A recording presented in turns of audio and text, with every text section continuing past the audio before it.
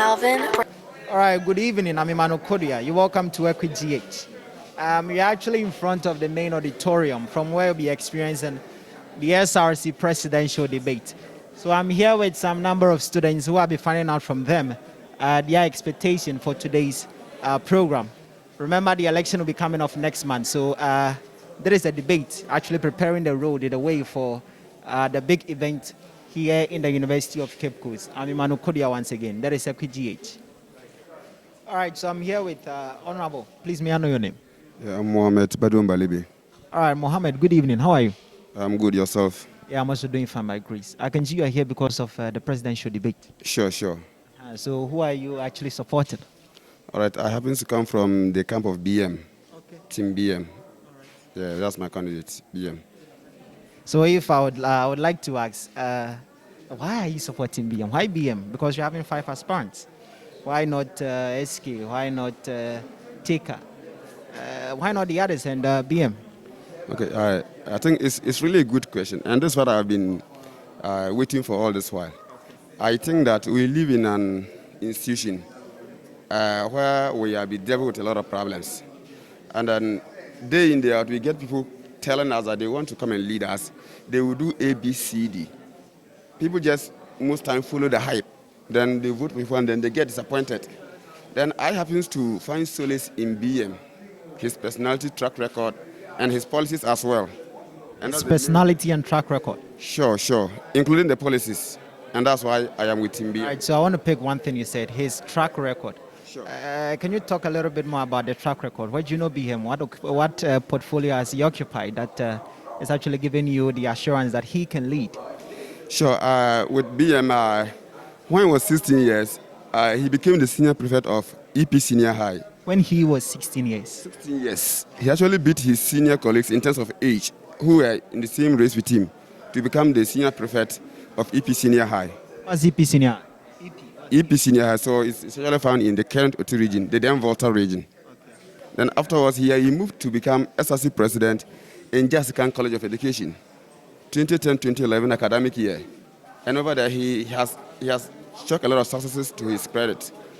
And I've been aware of this. I think that it's fair that I go for him, knowing his track record, his personality, then his appearance, how he handles himself, he carries himself.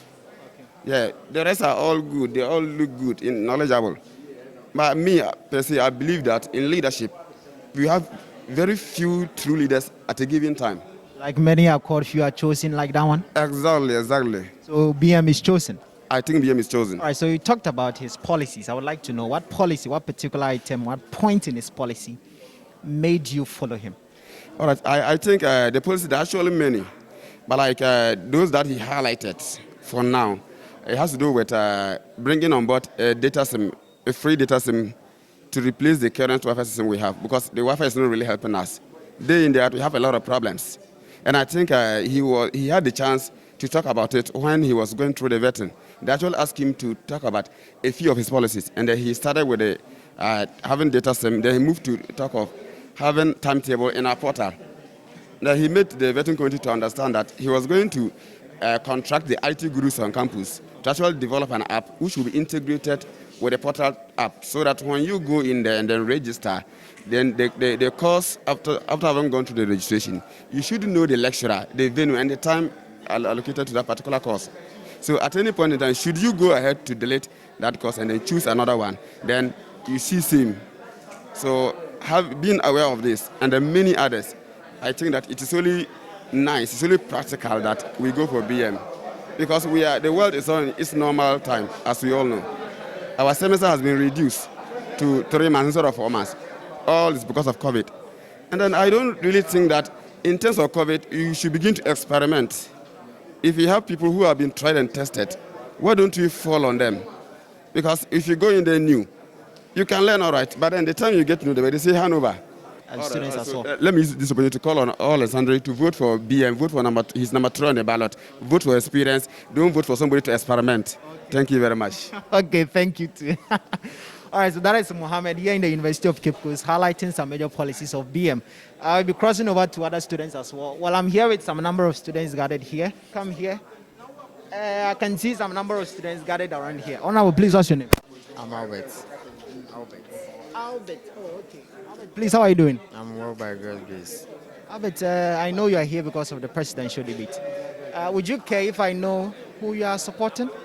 Um, Coming to look at policies they will present to us. So now you are an independent body. Yeah, yeah, yeah. Albert, what level are you? I'm level 300. So this really is of great interest to you, the presidential debate here. Yes, please, yes. So since you are an independent person here, I don't know, have you heard any of the policies from these aspirants? I'm yet to hear some. That's why I'm here. Okay, so good luck. All the best to you. Hello, good evening. How are you? I'm fine, thank you. All right, I'm Emmanuel. What's your name? Caroline. Caroline. Okay, Caroline. I'm sure you're here because of the presidential debate. What level are you, please? First year. Level 100. What program are you reading? Environmental science. So who are you here to support? Eski. Team Eski. Team SK. Okay, very wonderful. Okay, so Caroline is here to support Team SK. Caroline, I would like to ask, what particularly is driving you to support Team SK? Okay. I think he's a man of his words, and then he doesn't just speak, but then he takes action as he's. Have you known him before? Well, currently he's my hall president, and then looking at what he has done at the hall, I think he deserves to be given a chance. Yeah. What hall was he? KNH, Kwame Nkrumah Hall. So he is or he was? Yes, currently. Okay, and he's. We are our hall president. Yeah. So I would like to know what policy is actually, one of the greatest to you. Oh, okay. For me, mine is the tech drive, tertiary driving. You get to hear more of it when they start the debate. So I think you should hang around in there. You brief me now before I hear. Tech drive, it is tertiary driving. Yeah, and then he's going to bring DVLA on board. So DVLA, in collaboration with SRC, yeah, they will be training students who are interested in driving, yeah, how to drive, and then they're going to write an exams, and then you'll be given a driver license. Yes, so you're Like going a driving school? not a driving school. SRC can't provide cars to the students, so they bring in DVLA. They'll provide the cars, yeah, to the To students. be the students? Then we will drive. They will train you how to drive. They will train you on how to drive, and then at the end you're going to write an exams, and then you give an. It's just like going out for a driver license. Yeah. Oh, okay, fantastic. Yes. So, I don't know the kind of cars that we'll be bringing here. Is BMW part? Is Range Rover part? And I can't tell you. When you go to a driving school, the cars that you see are the same car that they will. I've not been in a driving school. Anyway, Caroline, thank you very much. So let's cross over to Honorable. Please, how are you doing? I'm good, bro. What's your name, please? My name is Oreku. Oreku. Yeah. What's Oreku? I was born on Wednesday. Oh, okay. Fantastic. Nice to see you. How are you doing? Yeah, I'm feeling great, very excited, and in the mood to listen to the debate. Yeah. Okay, so I can see it's even about to start. But before I get start, I would like to ask you, who are you supporting tonight? Yeah, I'm in for the necessary team, which is Team SK, number 4 on the ballot screen. Yeah. Okay, so why do you support Team SK? Yeah, I'm supporting SK because of the practical nature of SK. Currently, he's the KNH president, and the kind of work he's doing at KNH, given the higher mandates, I think he can. And what kind of work is he doing at KNH? Yeah, a lot of work he's doing there. For instance, tiling of Block E. He's doing balcony sink for the whole of KNH Hall, which is great initiative. It hasn't been done before. He's also refurbished new reading room.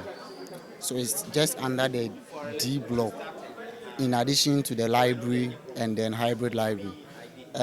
When it comes to the summer hut, he has provided a socket and those things there. So I think SK is really working very well. Don't you think he can do more than these things? Because Yeah, actually he has done. There are certain things which are petty. For example, buying of sports items. I didn't mention those things because they are normal requirements of every president. Yeah, but when it comes to the balcony sink, it's something that the affiliates appreciate it. Sending your utensils to washroom to wash, it's not nice. So I think this initiative, if nothing at all, if only that project was the only project you could accomplish, I think it's a great move. Yeah, so we want such leaders, not the theory. Okay, so your friend here, Caroline, talked about the tech driving. What do you make of that? You know, to students, do you think students will actually buy into the tech driving? Yeah, because we spent almost 60-70% of our time on campus as compared to home. And what we do here is academic work. So with our free times or recreational times, we can engage in driving. And you know, driving has become a necessity or part of us. So even if It's even a skill. yeah, it's a lifetime skill. So if somebody is bringing this big initiative on board, and when you listen to the explanation, it's not you who are going to bear all the cost. SRC is going to subsidize it. So who doesn't want this? So me, I'm in for it, and I will take advantage of it and learn how to drive. So what would you say? Final words to the people watching you. Yeah, I will entreat everyone that election, we are human beings and we need leaders to govern us. So those who say the previous administration didn't do this, so I won't vote, I won't do that. I'm urging that you don't know when the best will prevail or will come. So I'm selling Team SK to them this evening that Team SK is a practical-oriented team. So they should support number 4 for the ballot screen during election for us to realize things that we thought could not have happened. SK is bringing it to reality now. Roko, I didn't ask of your level. What's your level? I'm in level 300 reading Bachelor in Health and Physical Education. Hyper, yeah. Roko, thank you very much, and thank you, Caroline. So we are still here at in front of the main auditorium. We're actually going inside.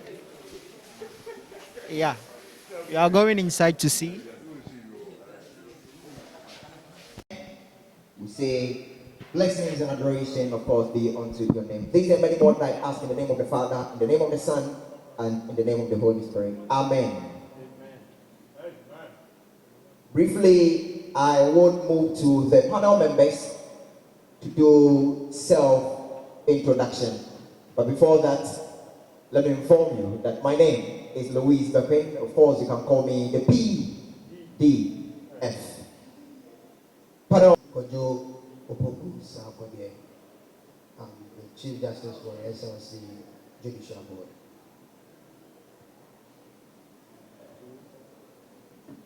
I'm Foster Anafusu Opoku, the first deputy speaker of the University of Cape Students Parliament. Thank you. I'm Angelica Besu, the member of the Parliament.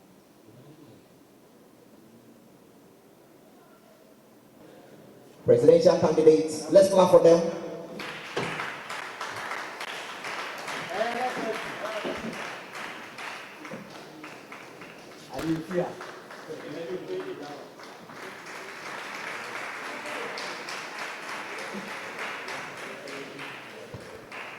Let's sit according to the ballot. Yes. So we start from here. 1, we'll take this seat. 2, 3, 4, 5. Please, the Chief Whip of Parliament, the University of Cape Coast, kindly join me here. And then Majority Leader, also join me. Majority Leader. And then the Chief Whip, please join me here. Now, without wasting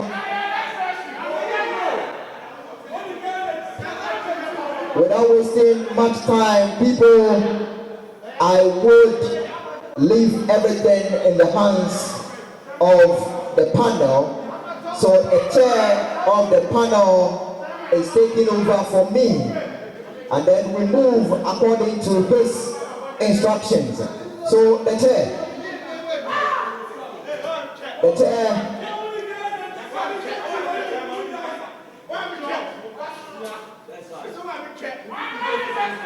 So the chair, you can take over.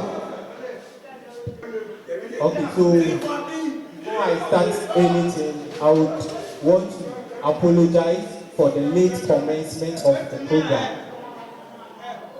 Okay. So before we start the debate, I want to spell out the modalities of this year's SRC Presidential Debate. And so, for the purposes of informing the students of the policies of these presidential aspirants. We want the team for the various aspirants to cooperate with us in terms of coming down with their voice so that we can hear the policies, the strategies, the schemes, and their intentions they have for the university students and the university at large. And so this is how we are going to have this year's Src Presidential Debate. We have areas that our questions are going to be centered on, which are on academic, welfare, health, security, and governance. And so, with these thematic areas, we will ask a question on all the areas. And so, when a question is asked by any of the panel, it's a question to all the various aspirants. And we would plead that the aspirants would also cooperate with all manner of decency. That is to say that we don't expect to have issues of interjections here and there, like it is normally witnessed. United States of America is having its presidential debate. When an aspirant is speaking, you hear interjection here and there. Here, we want the best for the university, and so we would want to hear whatever each of the aspirants has got for the university community.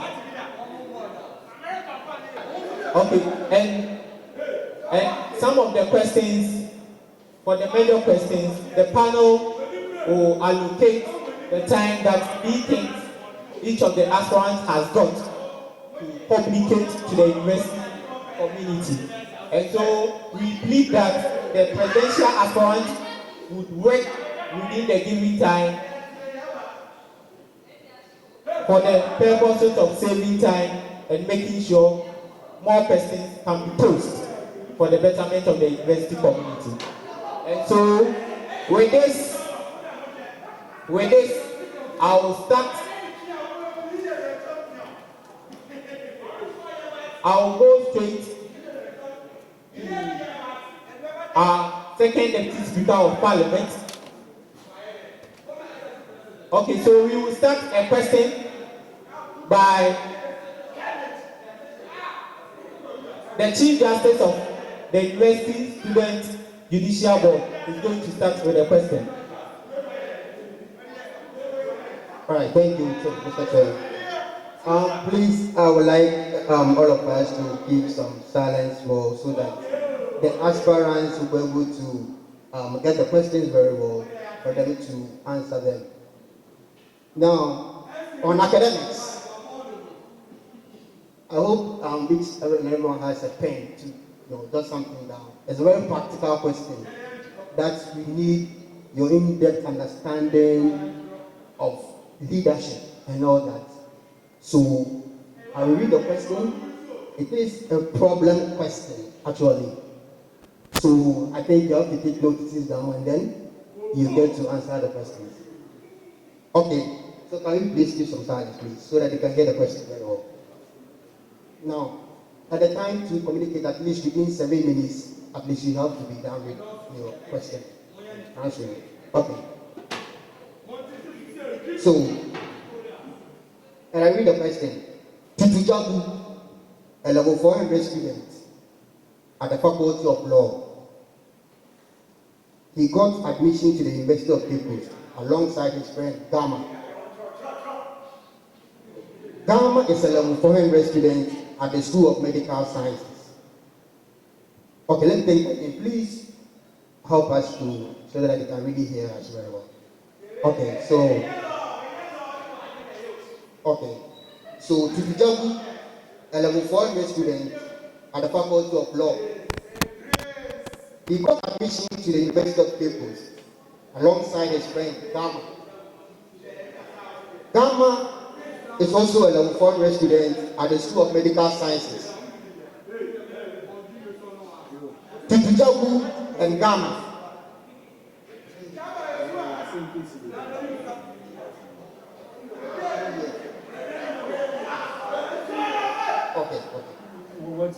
Okay, can you hear me better now? Is it okay? Can I?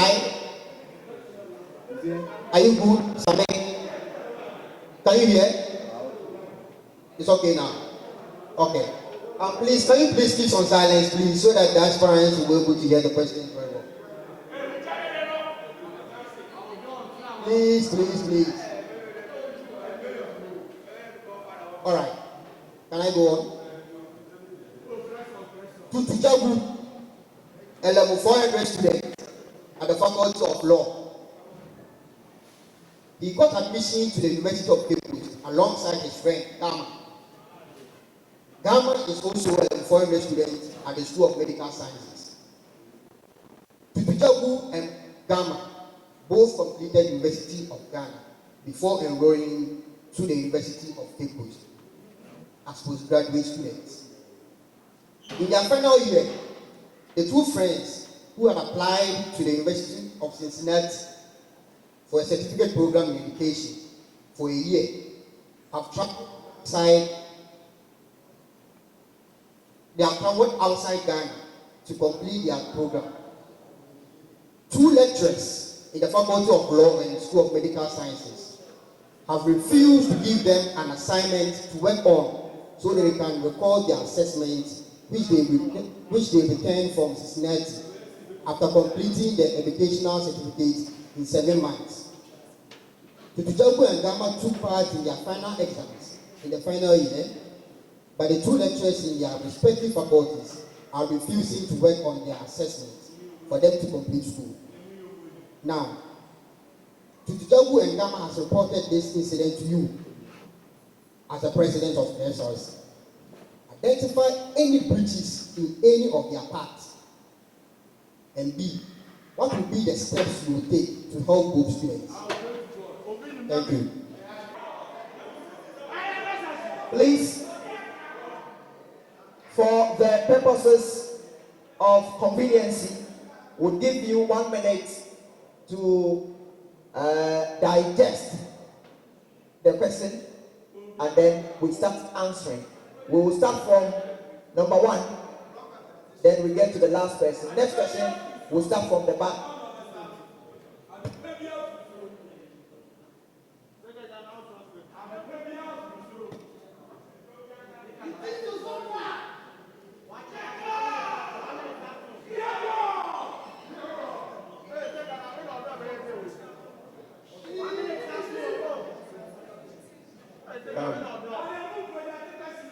Fellow students,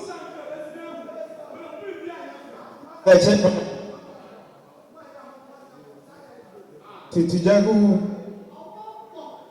and Gamma, from my point, as a student of this school, have not identified any breaches on their part as a student. They enrolled to study at Cincinnati. In a statement, it is not mentioned anywhere they violated any of the school's code. It is on the part of the lecturers that we have not seen. It's on the part of the lecturers that they have tried not to allow the student to complete because they are refusing to give assignments. But the students have availed themselves to the lecturers. They have availed themselves to the lecturers to serve and to learn. But the lecturers failed to allow them to complete. That the students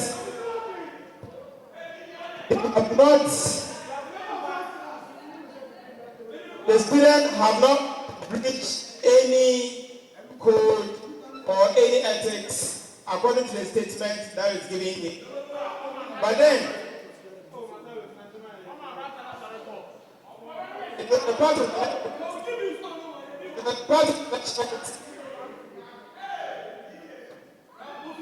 for one reason, we do not know if the student committed a crime is not mentioned in this statement.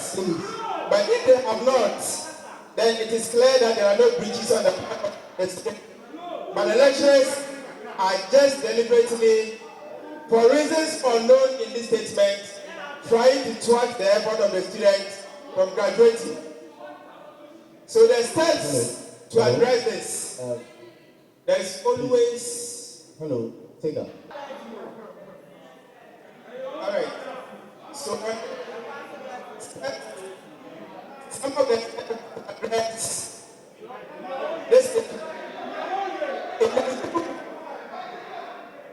Hello, students. Gamma is in a particular faculty. Tutujabu is a particular school. And in those schools, we have 8 students. We have 8 faculties.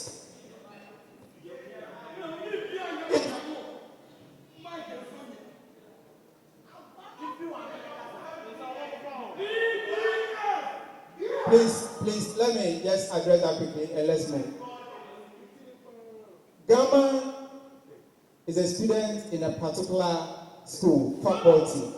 Tutujabu is a student in a particular faculty, and this has happened. There are HODs.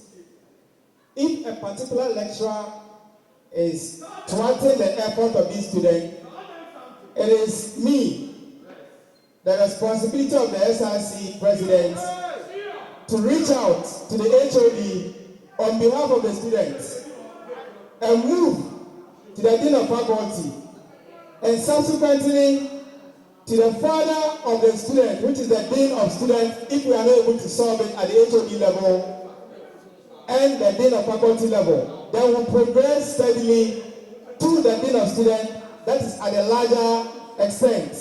So this is the step we'll take. And in that phase, we have what we call the alternative dispute resolution pathway. We'll move furthermore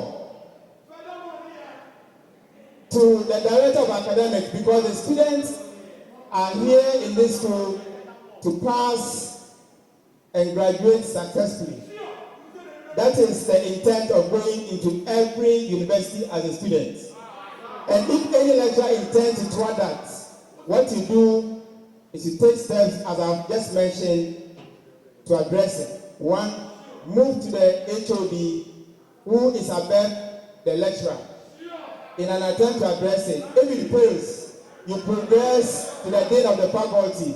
If it fails, then you move ahead to the dean of students, that is the father of the university for the students. And if that is not reached, then you go to the director of academics that is in charge of solving issues relating to academics. So basically, these are the steps we can take to address issues pertaining to academics of students. Thank you so much. Thank you very much. My name is Yahya Abdel Karim, leader for the team decider for SRC Presidency. SRC in Kosovo. Mr. Chair, colleague students, the question invites me to stipulate the position of the students' handbook, the position of the university's academic policies and regulations. Per section 13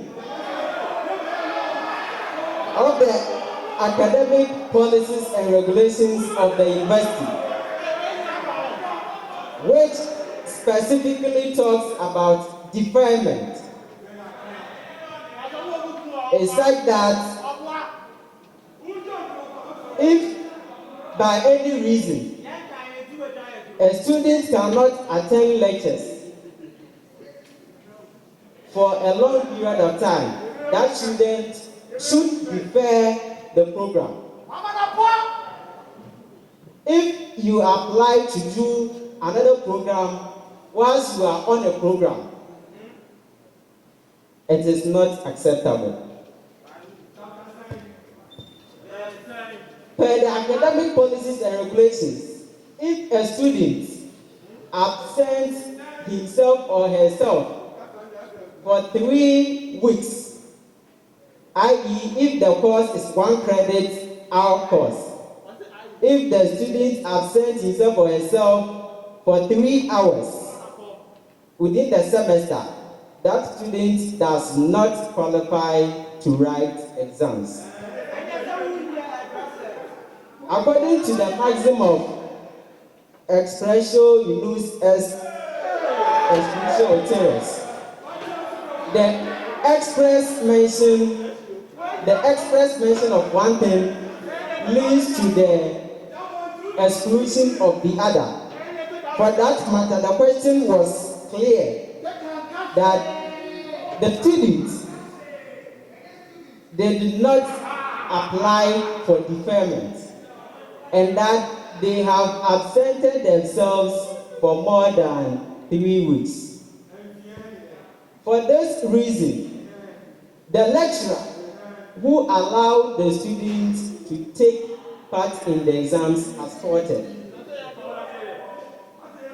Then, since the lecturer has himself faulted the rules of the university, the same lecturer cannot take action on the student in prevention of the student from writing the quizzes to get assessment.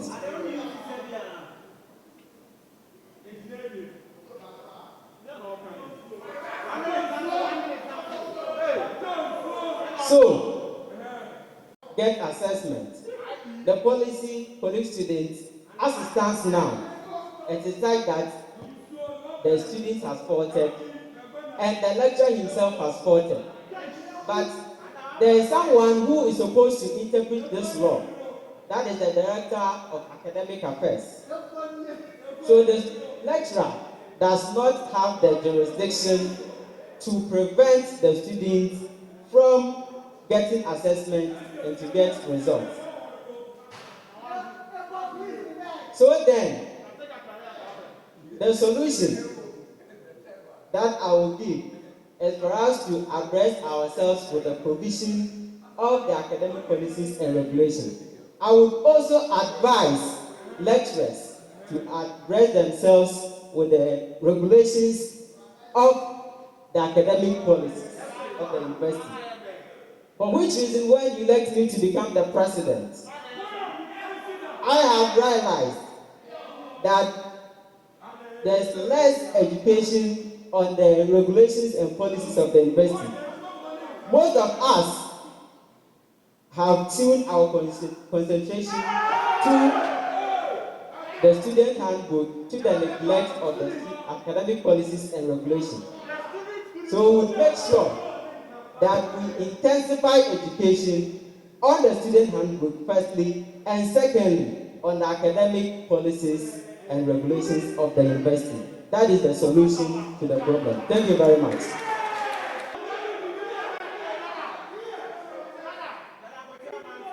Thank you very much. The chair.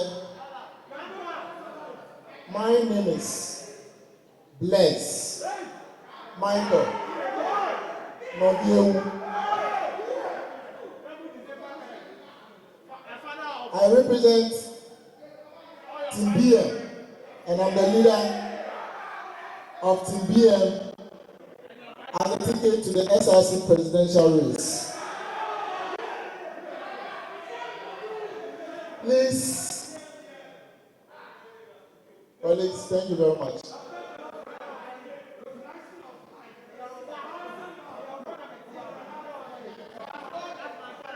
Mr. Chairman, I believe we want to do a very brief assessment of the case study. And this is a clear case of deferment of a program.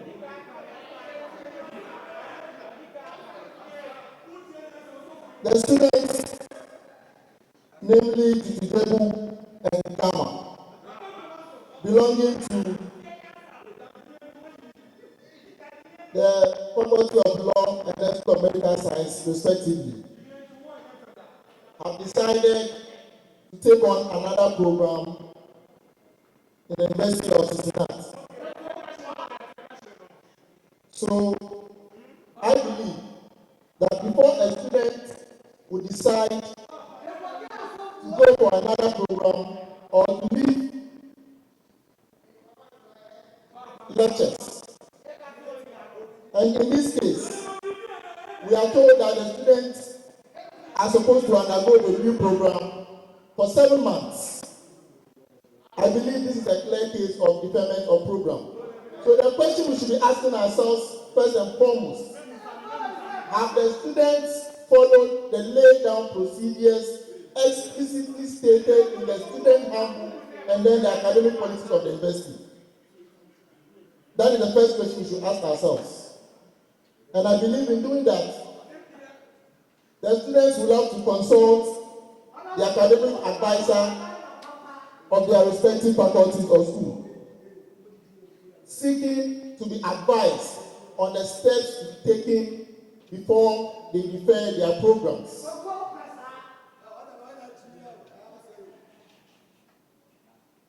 And I believe in the case study, nothing was said about a due process being followed before they decided to take on a certificate in education in Cincinnati.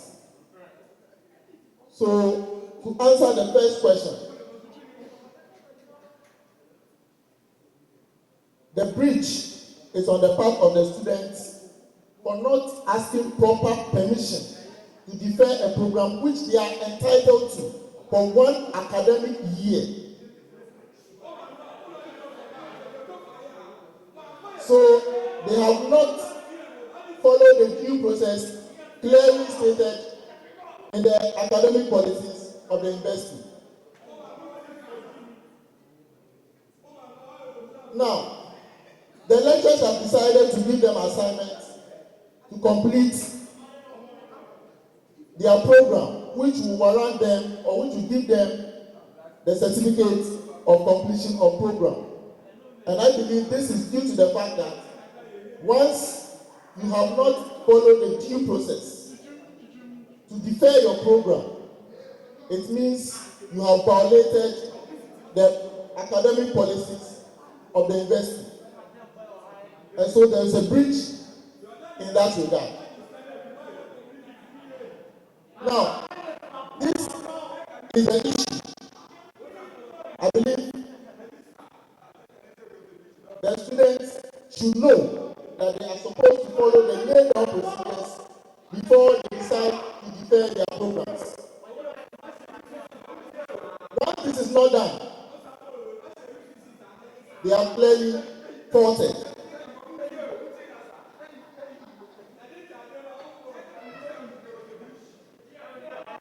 What steps would I take as SRC president if this issue is laid before me?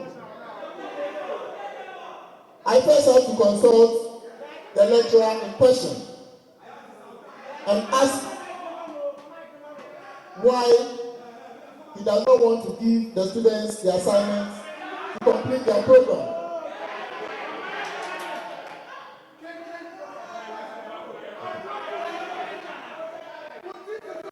After that, I believe if the lecturer in question is not able to handle this, it is then forwarded to the dean, and then the provost, of course, will have to hear of this. I think that the last point of call is the Directorate of Academic Affairs. If nothing is done about this, then it will have to move to the registrar. I'm sure it shouldn't have to go there, but something must definitely be done about it. And then the students would have to take the courses that they have missed and then write the assignment before they are given their certificate of completion. Thank you very much.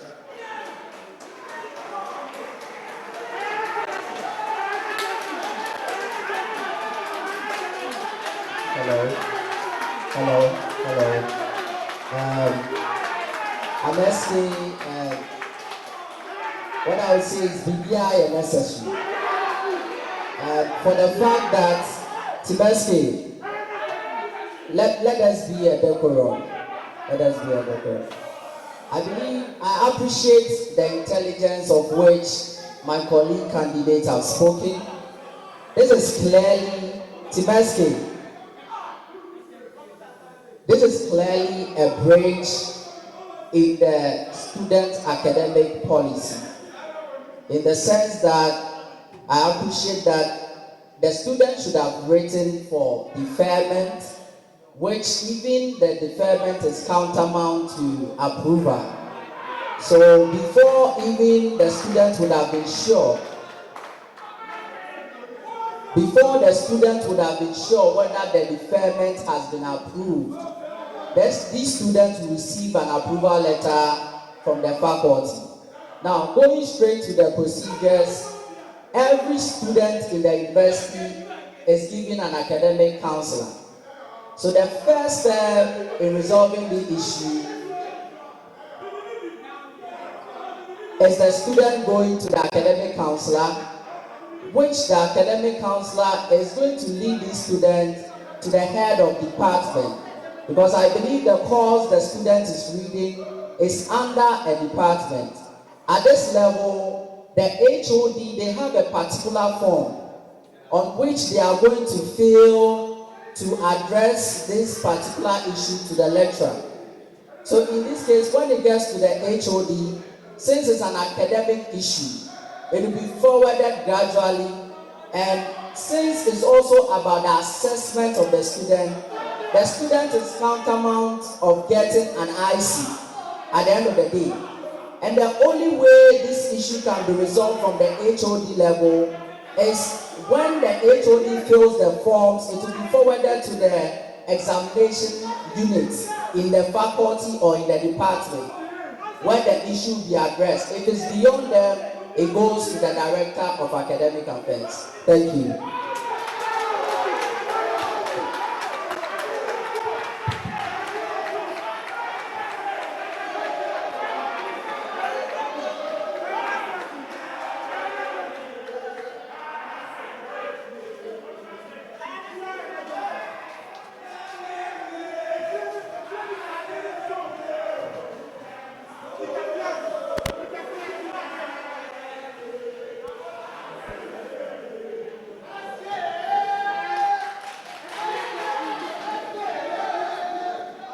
Okay, so thank you very much. My name is Samuel Aye, leader of Team Sami Aye. It's a pleasure being here today, and I'm grateful for the support. Academic policies in the university is clearly spelled out, and like my other colleagues have rightly stated, this is a clear case of deferment. If any student at all wants to pursue another course in any university, whether inside the country or outside the country, they must follow the due process. Listening to the question, the student spent about 7 months outside the country for the program DPC. Okay. And so on coming back, no lecture by any stretch of imagination will prevent a student from failing his or her cumulative assessment. And so the inferences I'm drawing from this scenario,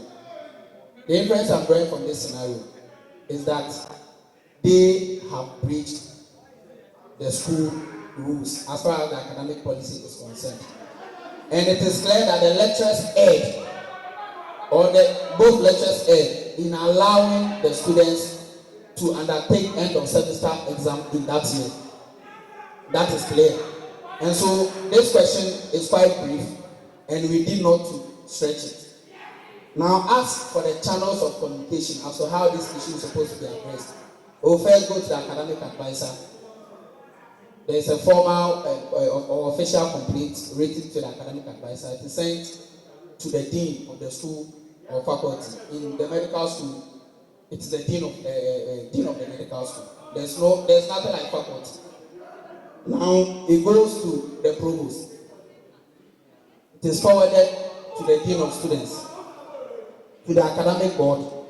Then, that will be the final decision-making body as far as this academic affair is concerned. And so it is brief, and we do not need to split hairs about this. That's simple. Thank you very much. All right. So,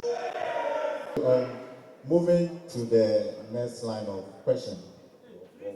It is still on academics, and then the aspirants have 2 minutes to address it. Now, the question is, aside student loans, are there any new pathways for students with limited financial resources to have access to education? I repeat it again. Aside student loans, are there any new pathways for students with limited financial resources to have access to education? Thank you. Okay, so thank you very much. So, from the information I have received so far, apart from student loan, that's what we take from the student loan office.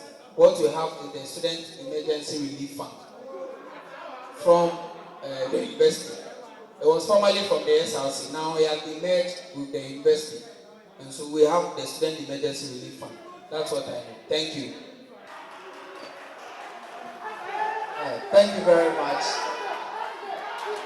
I believe that aside the local mid student loan that students are being offered to, currently we have the IGF fund, that is the internal generated fund, which is a student support scheme for the university. So just this year, the university management launched the student financial scheme, which is a full-time scholarship irrespective of the program you are reading. So we have the internal generated fund for scholarship. We also have the SERC, which I believe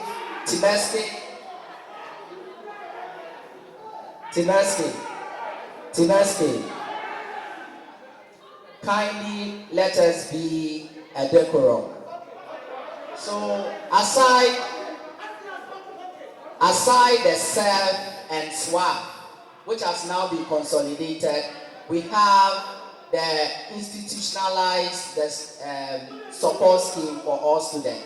So the IGF fund is there, the SERC is there, and the SWAP is also there.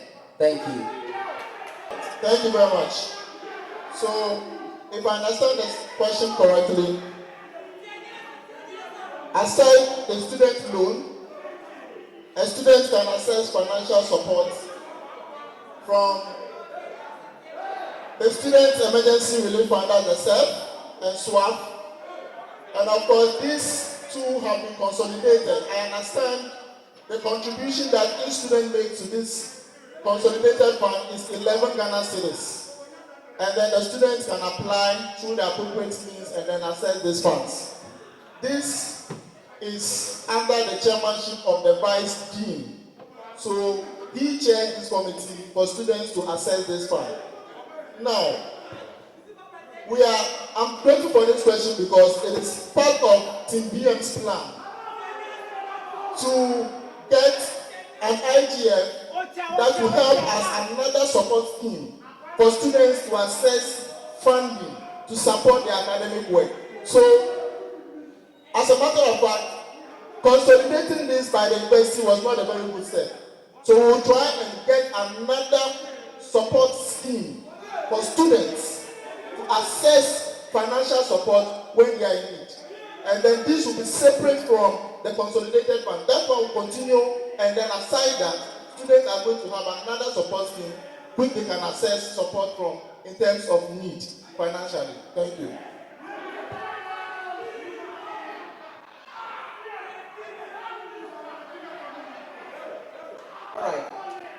is public knowledge that SEF and SWAP have been consolidated into student support fund under the university, for which matter SRC contributes to this fund in support of students. When all financial avenues are exhausted and so students do not have money to pay for their fees, SRC votes for students so that they will be allowed to register for their courses, which obviously last semester it was done. Last semester, our colleague education students who couldn't register for their NSS because of the fact that they couldn't pay their fees and that they couldn't register for their courses. Myself, I was able to talk to the Director of Academic Affairs, the Dean of Students, for them to accept that I develop a Google platform for which we will extract the details of students so that they could aid them register for their NSS, which was possible. So, the policy of the university as it stands now is not regular in making it available or possible for students to register when they have not paid anything. My perspective, when I become SRC president, is to make it a standing policy that if a student is able to pay 50% of the fees, or if the student has not paid the fees at all, as was done last semester, SRC will not go to bed, but it will be a standing policy that automatically such a student can register. So aside from the student's loan, the scholarship, the student support, SRC that I will lead would vote and make it a standing policy that students can register. Thank you very much. Hello. Hello. Please. My name is Taker. Leading Team Taker. We are number 1 on the ballot. Please, the question is very simple. Very simple. This is the answer from our part. Aside the students' loan, you and I know that in this school, apart from the students' loan, we have scholarships from various NGOs, government organizations, the Edu Fund is a scholarship program. A GMPC providing scholarship for needy students. We also have students that are being supported by CAFED. So it is not only the student loan that is supporting students. No.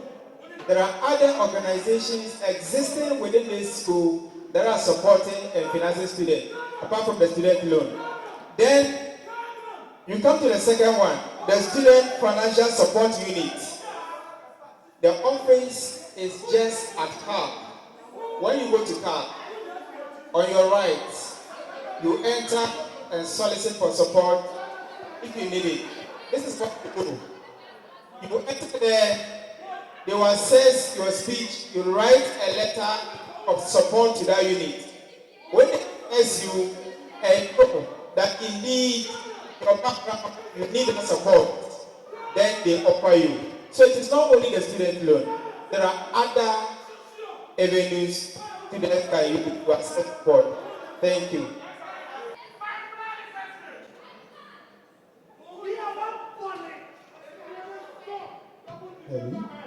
Okay, so we are taking the next question. And with this one, we are starting with Team SK. Okay, so this is the question. And I believe the answers they are giving, it is actually informing us on which particular team we think is actually poised to take the affairs of the student leadership. Okay, so the question is, what is your opinion on incorporating compulsory tutorials and internship into the university's curriculum? And then the time for this question is 2 minutes. Thank you very much. I think on the point of compulsory courses, because of the diversities in the program we read, normally it is to help us in broadening our knowledge base in programs that we study. So one, to broaden the knowledge base of students so that those who are reading those accounting, the sciences, the arts programs can also benefit of other knowledge areas. And about incorporating it into the university system, that internship, I believe that basically it is to enhance skills building. So if students get a chance to go to the field and see what goes on the job field, it's just... Thank you. All right, thank you very much. All right, so incorporating compulsory tutorials and internships into the university's academic curriculum. I believe that the University of Cape Coast takes pride in the fact that it produces very refined products for consumption of the job market of this country. And this is owing to the fact that it makes its products critical thinkers by employing holistic means of education.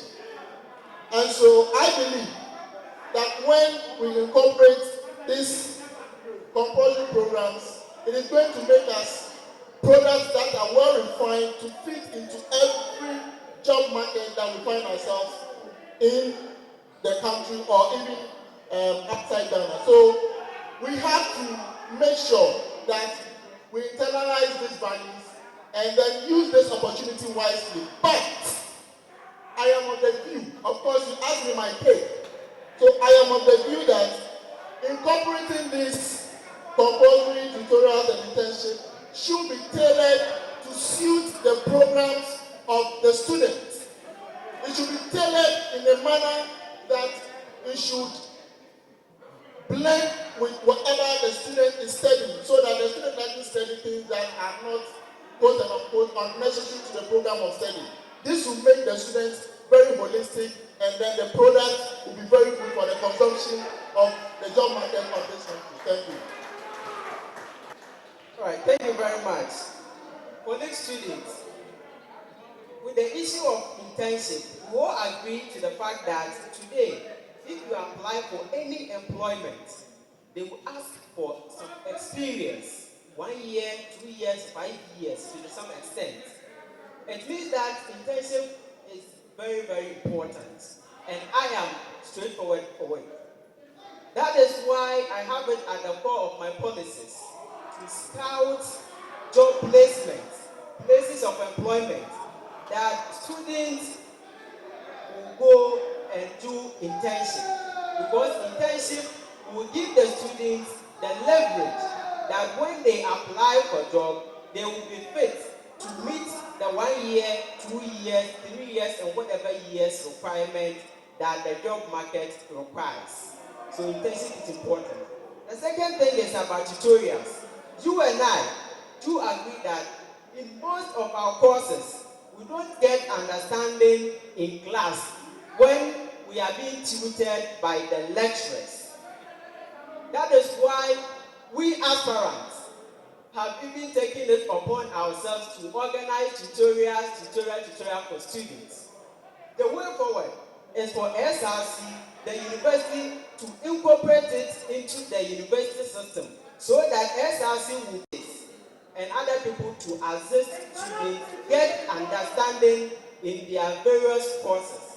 It shouldn't be the case that aspirants will be organizing these tutorials. It should be incorporated into the academic structure of the university.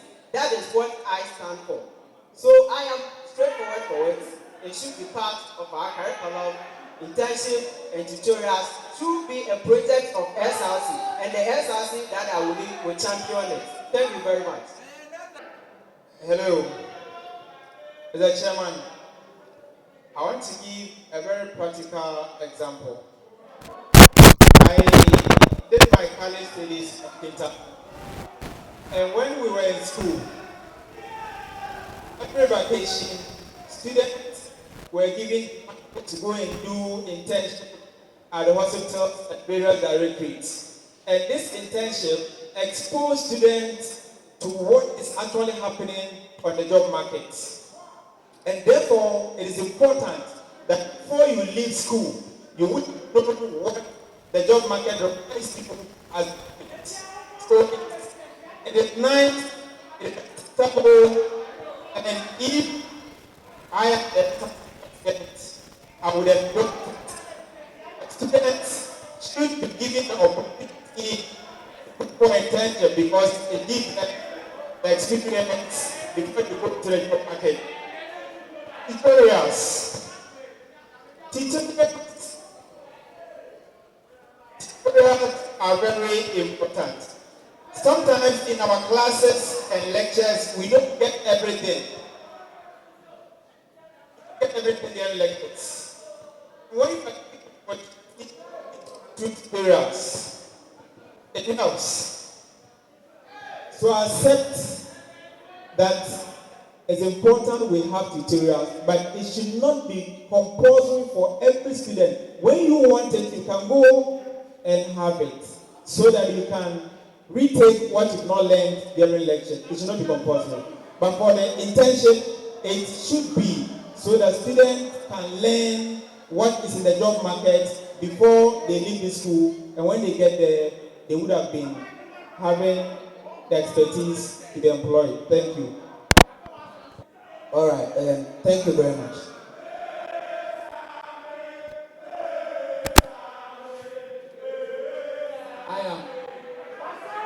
I am all for any effort, okay, to equip students in a way that they may be useful on the job market. And so I'm going to start with intention.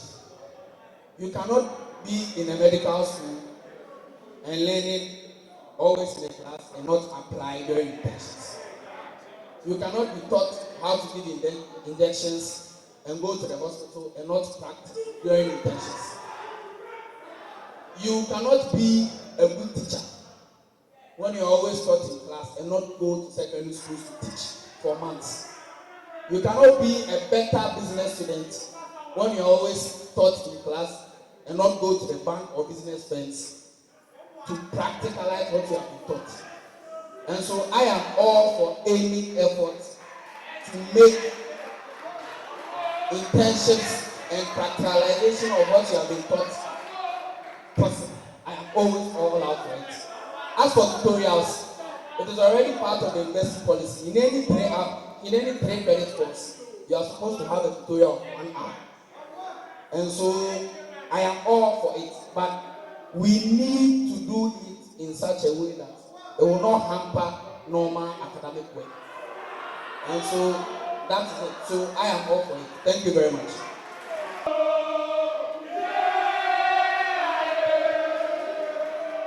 Thank you, gentlemen. We do appreciate what you're doing. We are picking the last question on the academics. Right here. I'll start from BA. Yeah, okay. So,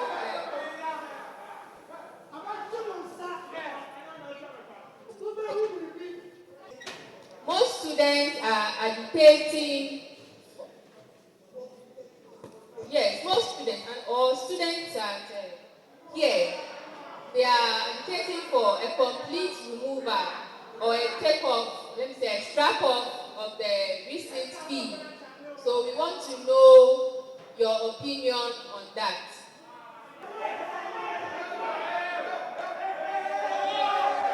Thank you very much.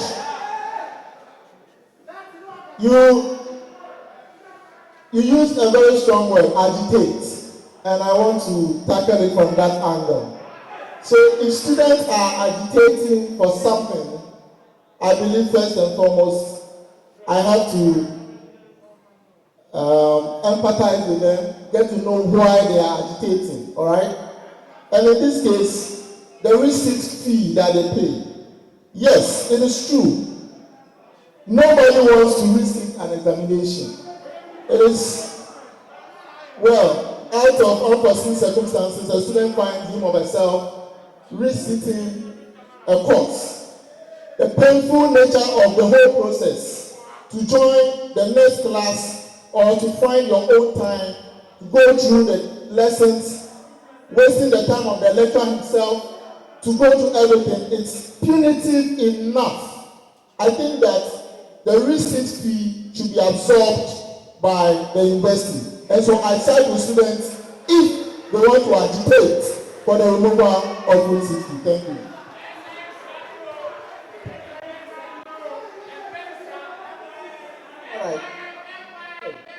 All right. Thank you very much. Life itself is not fair. Someone who has failed in exams will still have to pay for it. It's not easy. But the policy is that when you write exams, the people who invigilate are being paid. The lecturers who mark the scripts are being paid. The exams materials are being paid. And this money is gotten from the fees that we have paid. So then, if after the exams has been taken, if a student fails, the result is that there wouldn't be extra money to take care of that. Now, there wouldn't be extra money to cater for that. So then, the question is before you and I as students. Should our fees be increased so that receipt taking will be free? Because the original exam, the first thing that we write, we have paid for it. And we don't make room for extra. So if we would want to make receipt taking free, it will come back to you and I. By extension, they would increase our fees. I don't think we all want our fees to be increased. For which matter, I believe that it is to some extent fair for those of us who unfortunately would fail some courses to pay for the receipt. What I am pleading for is that they shouldn't charge exorbitant prices, because the hassle alone, the psychological trauma alone, for someone who has failed a course is enough punishment. Thank you very much. Mr. Chairman, at the beginning of every academic year, students pay school fees. It will not be out of place if out of that school fees, in anticipation of receipts, 3% of the school fees is allocated to take care of receipts. It will not be out of place, because in every academic environment, you are supposed to know that definitely it is not every student that can make it at once. So if you allocate even just 2% to take care of receipt, it will be bad. So for me, the students may just be right in their perspective to agitate because they feel they are paying school fees, and that will take care of the receipt as well. So it is left on the academic board to decide, out of the amount they are paying for school fees, let's deposit just 1% or 2% to take care of receipts, and that is good to go. That is my point. Yes, the school fees we pay to be able to take care of the receipts at all. I will agitate for that. Thank you very much. All right, thank you very much.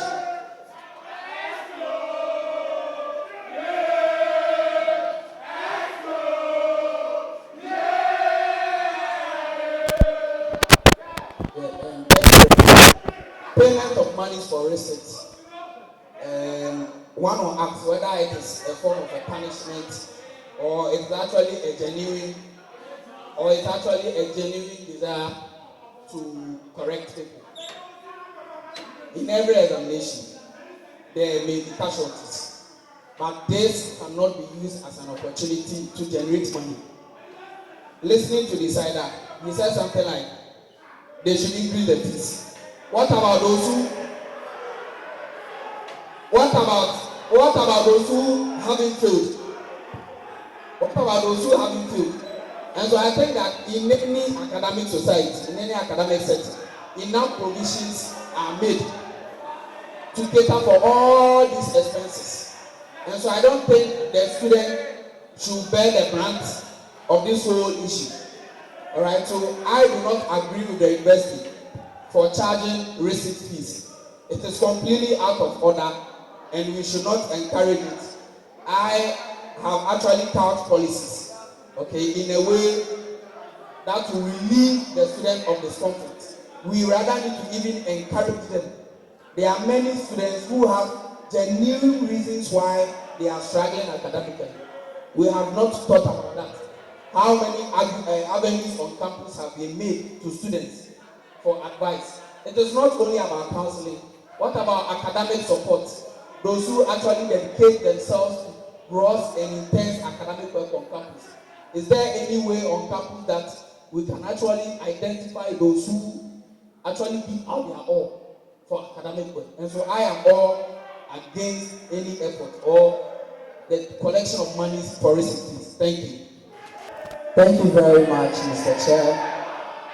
I believe that there's essence in the receipt fee, in the sense that there are people who work on these papers, and to the best of my knowledge, before any receipt will be written, there's a chance that the students are being taken through tutorials before the receipt. And this is a means of motivating those TAs or those engaged in marking the strength of these students. One thing I will advocate for is for us to subsidize the amount that is being charged in this receipt fee. So I would rather go in for the university subsidizing, reducing the amount of which they take from each student. Just imagine if one student has 3 papers to write, it means that it's costing the student 150 students. But it can be considered and the price can be reduced to that effect. Thank you.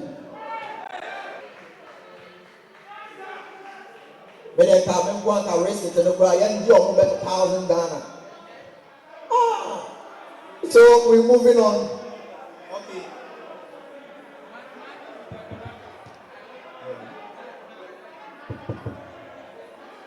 So we are moving to governance. Now we are done questioning them on academic. We are moving to governance. And before I do that, I want all the presidential aspirants to understand that there is no time for rebuttal. And because of that, I would expect that none of the aspirants, make his or her policy, or let's say his position, based on what another aspirant has said. So when you are making your point, you do that independently from what another aspirant has said.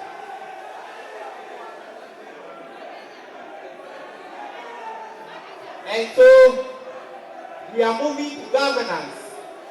And now, to the audience, before we had this debate, we met all the presidential aspirants. We explained the modalities to them as to we not having time for rebuttal because we don't have time. And so understand that. Okay, so we are moving to governance and the Chief Justice will start. Thank you very much. Okay, so we are moving on to governance. Yes, from the side. Yeah. Please, can we give some stuff?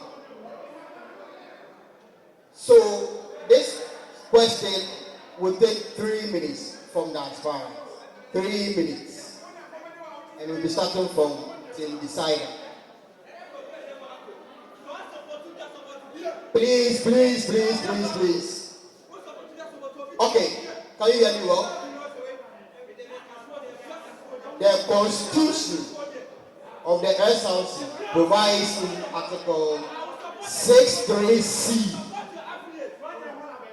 the judicial board shall have power to give advisory opinion to the executive committee or executive council on any legal issue on request. This provision tends to impugn the principles of separation of powers. What practical way can you use to meander your way through by adhering to the tenets of separation of powers? Are you going to adhere to this provision, which is in adversion with the principle of separation of powers?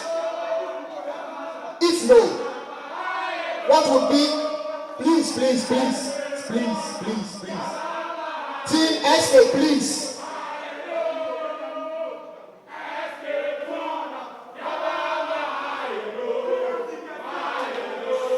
Thank you very much, Mercy. Okay, so continue from where I was. Now, the provision tends to impugn the principles of separation of powers. What practical way can you use to meander your way through by adhering to the tenets of separation of powers? Are you going to adhere to this provision, which is in adversion with the principles of separation of powers? If no, what will be your approach, which will not impugn the said provision of the SRC Constitution? If I may take it again, the Constitution of the SRC provides in Article 63C, the judicial board shall have the power to give advisory opinion to the executive council or executive committee on any legal issue or request. This provision tends to impugn the principle of separation of powers. What practical way can you use to meander your way through by adhering to the tenets of separation of powers? Are you going to adhere to this provision, which is in adversion with the principle of separation of powers? If no, what will be your approach, which will not impugn the said provision of the SRC Constitution? Thank you.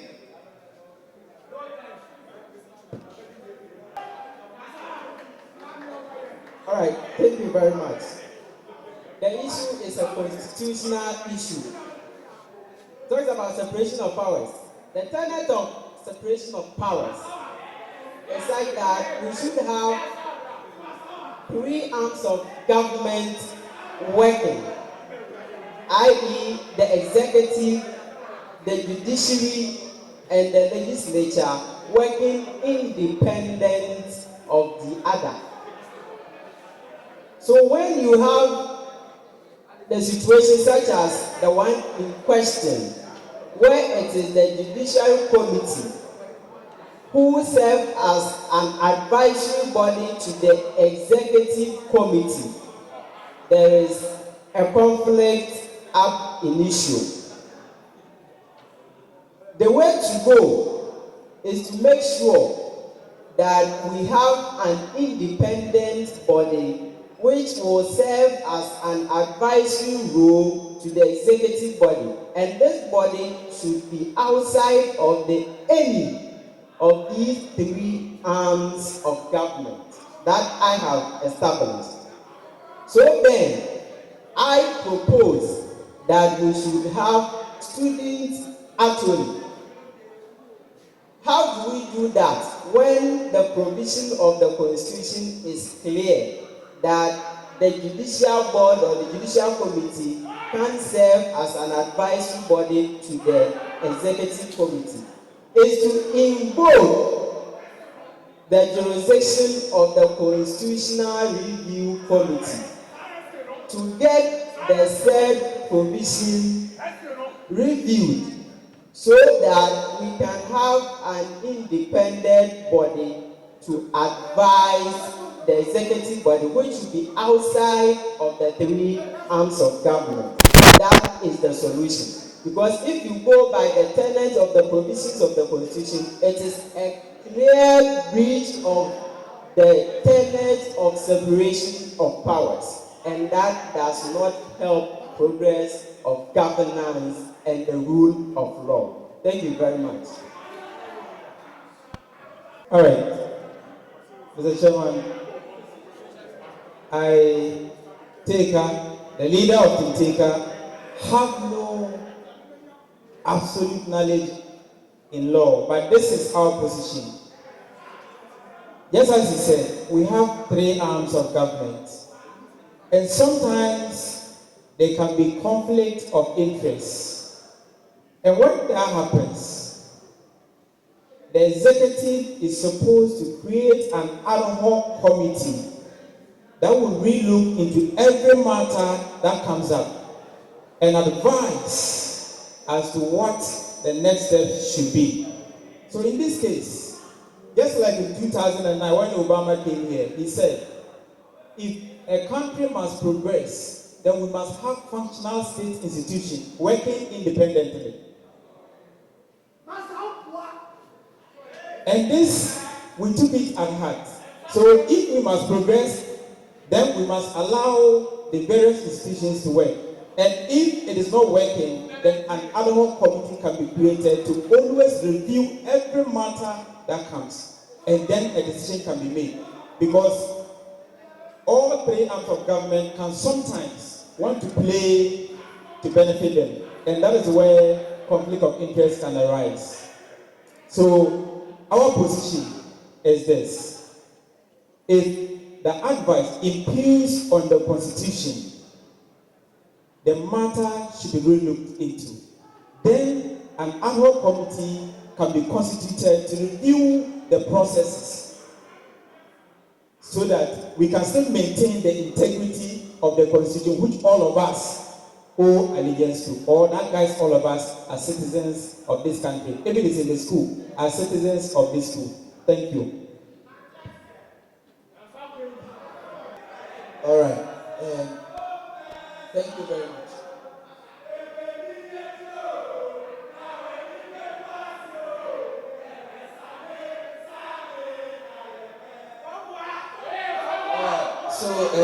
Thank you very much.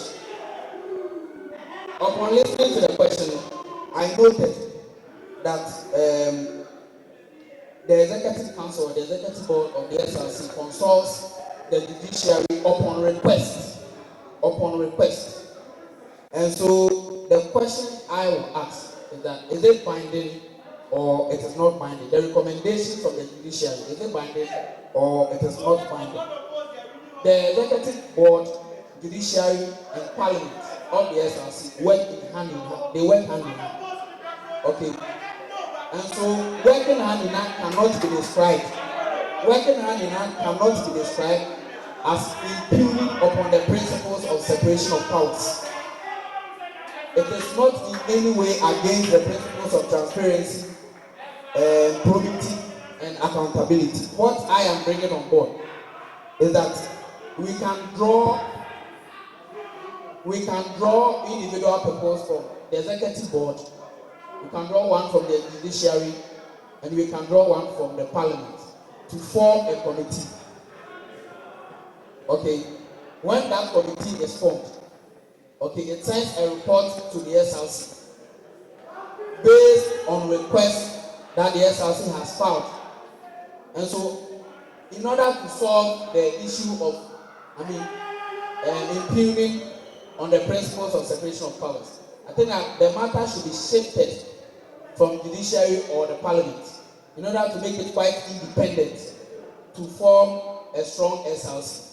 But ab initio, I don't think that upon request to the judiciary, SRC, the judiciary preferring solutions or reports to the Executive Council constitutes infringing on the principles of separation of powers. That's my take on it. Thank you very much, Chair.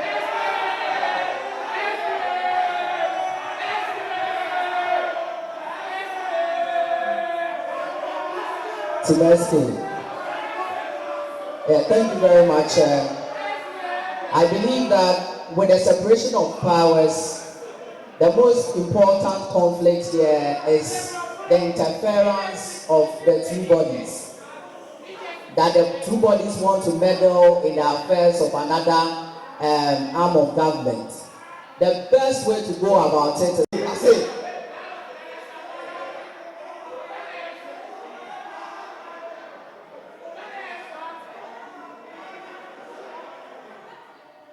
Please, the question is, when you look back at the current SRC body, what did they do well? And what would you have done differently in terms of governing and leading the SRC in your office? Thank you.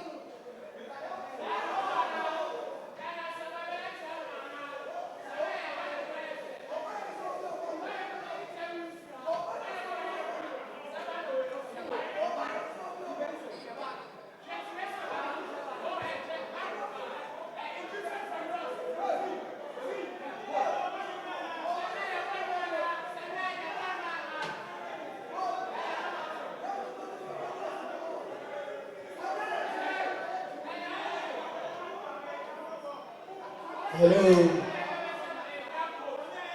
Hello, fellow students.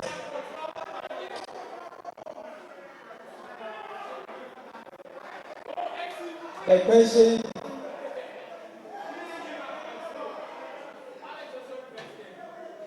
to the chairman, the basis of governance is a constitution that should guide the citizens of this school. Now, looking at the school community, in the last two administrations, led by His Excellency Zaki Hamid, I saw a parliament, a constitution that was shown to students as having been assented to as the president. But when it came to this current administration, I haven't seen that same constitution promulgated. It was assented to by the previous administration, that is the Zaki Hamid administration. But the current one have not been able to promulgate it. Therefore, it is not a legal document according to my understanding. So if I were the SRC president, since the basis of governance is constitution, the first thing I would do is to the constitution that was assented to by the president is promulgated so that students can refer to it at any point in time when it comes to governance. So first of all, that is what I would have done in terms of governance. That is the basics. Thank you.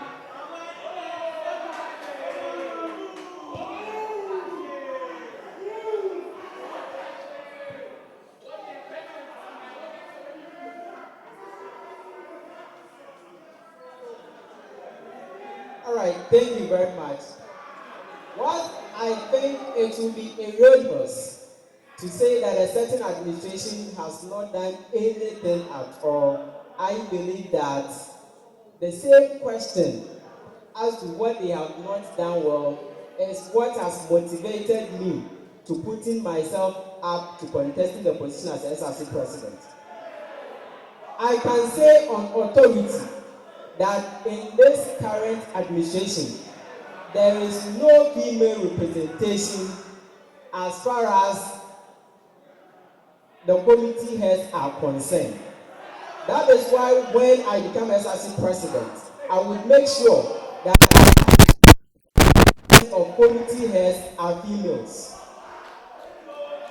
The second thing I will talk about is that the current SLC is watching, and we the students are relying on unreliable Wi-Fi. That is why when I become SRC president, I would make sure that every student is provided with data SIM so that we will not be relying on the unreliable Wi-Fi. The third thing I will talk about is that in the current SLC, in the history of University of Cape Coast, students still move from one notice board to the other in search of lecture timetable. That is my estimation is very unfair. That is why when I become SRC president, I would make sure that our lecture timetable reflects in our portal. Another thing I will talk about is that you can count the number of summer hats on campus. If you go to the Ogwa, you can count 12 of them. The ones with lights do not have roofing. The ones with roofing do not have lights. When I become SRC president, once I make sure that the existing ones are put in good shape, I would add some more for the usage of students. Thank you very much.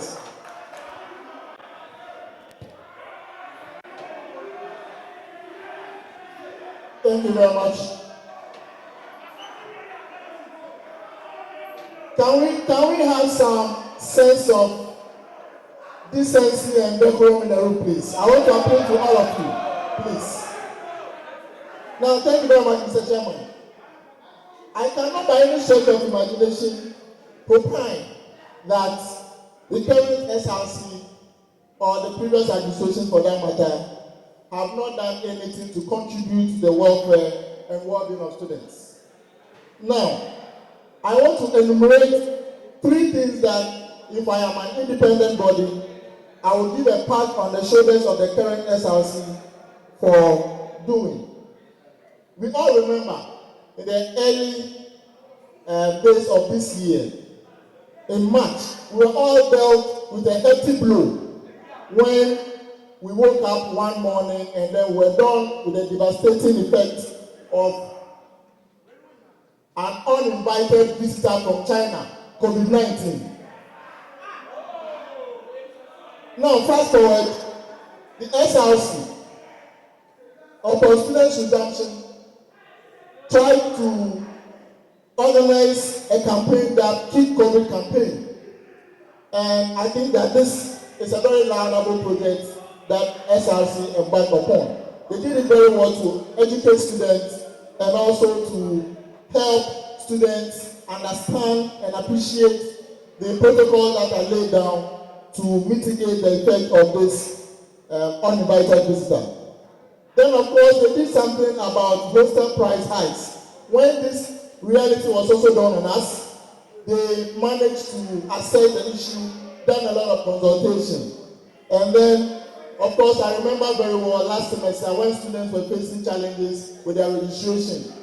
Of course, owing to the fact that people were owing fees, and then the SRC managed to take students to register their courses, even to the point of paying part of the fees of people who could not even afford the fees. So I think that this is a point that we can give a pat on the shoulders of the current SRC. Now, with the hostel prices, I think that honestly, it will be very unwise for people to say that we are only going to engage in talks with people to reduce hostel prices. I think that more pragmatic steps to be taken before the hostel price hikes to be reduced. And then it must be sustainable.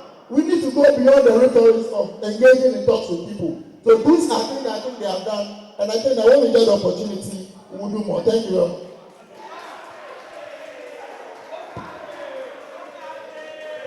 Thank you very much. When it comes to the assessment of the current administration, I believe I'm part of it. I believe that the current SRC has done what Napoleon could not do. And for that matter, I have witnessed quite a number of successes they have chalked. Coming up with the research commons at the university library, coming up with making patrol services of the police currently on campus to be revamped. As I speak now, if you go to the Amamoma White Hostel Street, you can see that there's a 13-member police patrol team formed there, who they are always on duty. Since Monday this week, they have started their work in the diaspora. If not for anything, I have seen the current administration fixing the lights under our summer hats. At the beginning of this semester, when you go to the Ogwa Hall, you can see that the summer hats there were malfunctioning. Now, what is the way forward? All through this administration, one thing I have noticed is that there has been a problem with communication all through the administration I have experienced. What Timesky a necessary agenda in term doing is for the SRC to have a web page of communication of every activities. Being a hall president, I believe that we have adopted massive movement to make students attend our program. And this particular meeting, we can attest to it. This is not the number we were expecting. But because of the communication gap and the early send off of information, we always will have this number of turnout. I believe that we having an SRC webpage can resolve all the issues we are experiencing now. On the welfare of students, trust the necessary agenda, we are coming up with the Sankofa project, which is going to help restore the SERC project. We are also coming up with the necessary comprehensive security plan for those in the diaspora, and which I want you to listen to it, God willing, tomorrow on ATL FM. And you will see the visions that UNESCO is bringing on board. Thank you.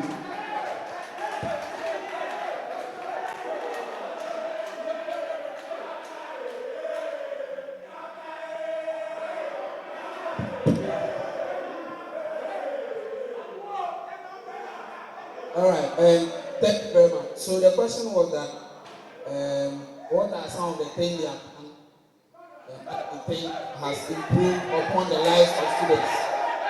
And the other question is what they have not done, what have not been able to do. It is simple. The reason why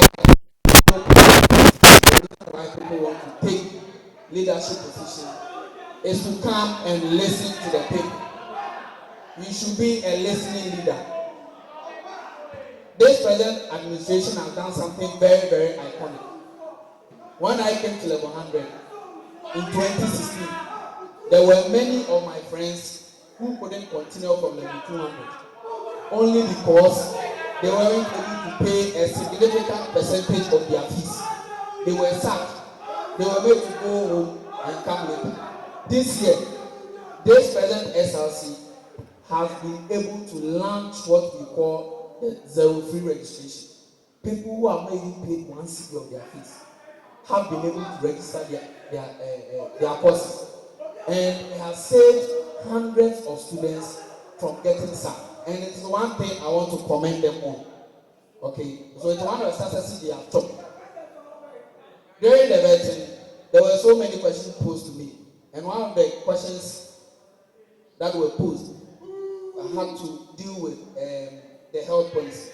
There are many students who go to the university hospital and are not able to pay the bill. This present SRC is launching a healthcare policy, and it is supposed to pre-finance the bills that students incur when they go to the hospital. And so one of the things they have done, one of their failures is that they have not been able to launch any online platform or any social media platform that gives them the opportunity to actually lodge official and pressing complaints to the SRC. We have proposed that we are going to use social media handles. We are going to launch a free line for all students. Immediately you dial the number, you are sent to the SRC. You can lodge your complaint officially. We are also launching a platform that gives students opportunity for them to inquire from exactly what the SRC have done. Thank you very much.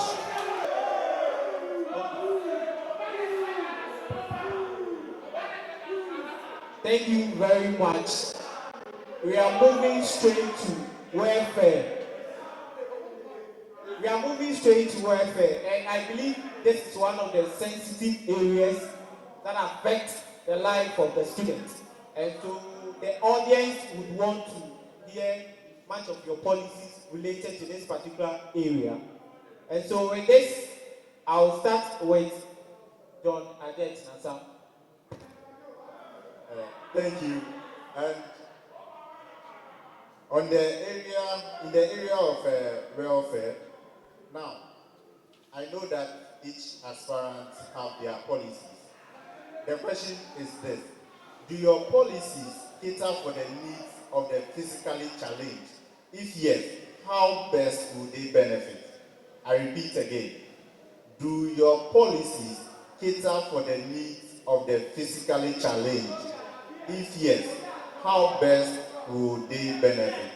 And the aspirants are to use 2 minutes to answer this question. And then please adhere to the time.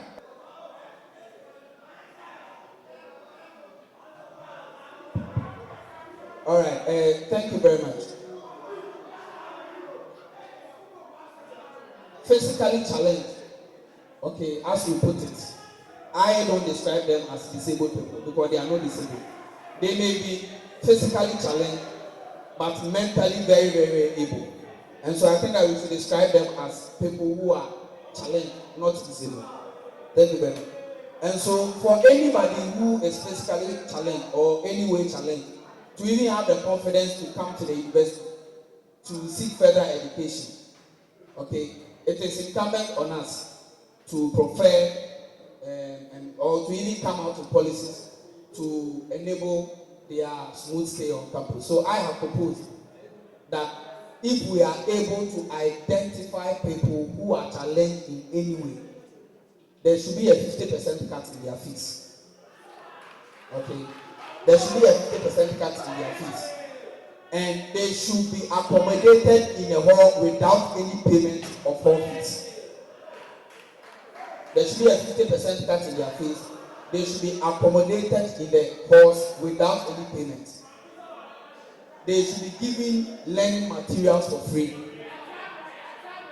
I believe that this will go a long way to enhance their stay on campus. Because it is not easy for people to come out openly, to even come and seek university education that has maybe in so many ways not enhanced their stay on campus. And so I am pushing that they have been 50% cut in their fees. They are not charged any fees when they are accommodated in the various halls, and they should be provided with learning materials without any payment. Thank you very much. Thank you very much. Yes, the university has considered the student with disability in our vision on welfare. And in this case, we have identified that the students who are physically challenged have an issue in their involvement in the affairs of the SRC.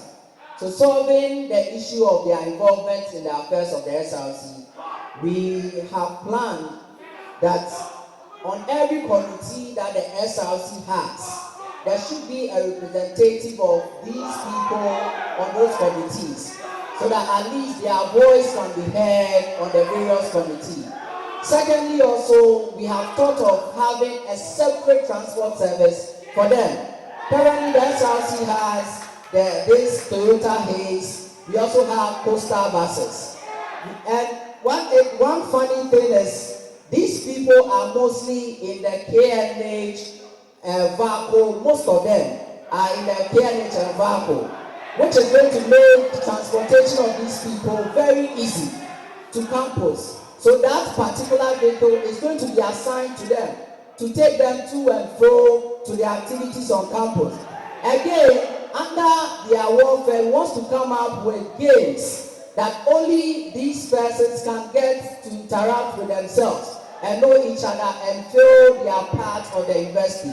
So this is what we intend doing under our welfare for the students with disability. Thank you very much, Mr. Chairman. Team BM, we from Team BM have myriad policies that are tailored to suit the needs of our brothers and sisters who form the constituency of physically challenged individuals in the University of Cape Coast. We believe that in addition to the efforts made by the university to make the navigation of campus friendly to our friends, a lot of effort is being made to create a lot of space on campus. And so we are going to factor these physically challenged individuals to make sure that we create the avenue whereby staying in these posters or accommodation that we are going to create will be very friendly to them. Now, we want to believe that in the University of Cape Coast we practice inclusive education.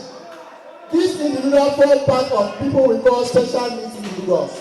So in practicing inclusive education, we have to make sure that a lot of attention is given to them, because at the end of the day, it is for academic glory that all of us find ourselves on this trade land called UCC. So enough or further more attention should be given to these individuals with special needs to make sure that they are at par with their other colleagues in terms of academic achievements. Now, sports.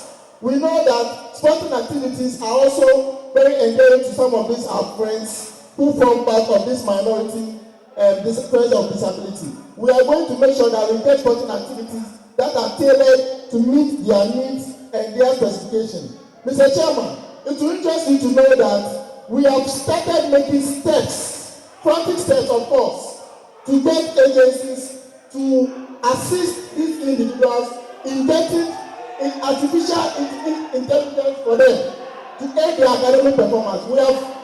We have confronted institutions such as Ghana Investment Fund for Electronic Communication to get them artificial intelligence to help boost their academic performance, to bring them at par with their other colleagues. Thank you very much. All right, colleagues. In fact, the issue of persons with disability is critical. We have not done enough to helping our brothers with disability. Let me tell you this. In the history of UCC, as far as JCRCs are concerned, no hall has been able to provide learning materials for persons with disability. If you go to the halls, we are giving exercise books. In the same manner, persons with visual impairment are also given exercise books. That, in my estimation, is woefully incorrect. That is why when I served Casford as Vice President, I provided persons with visual impairment with broadsheets. When I become SRC President, I would make sure that persons with disability are provided with learning materials such as broadsheets. The second thing is that we find persons with disability in all the halls.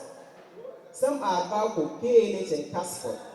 But the current situation is that the shuttle does not go to Valco anymore.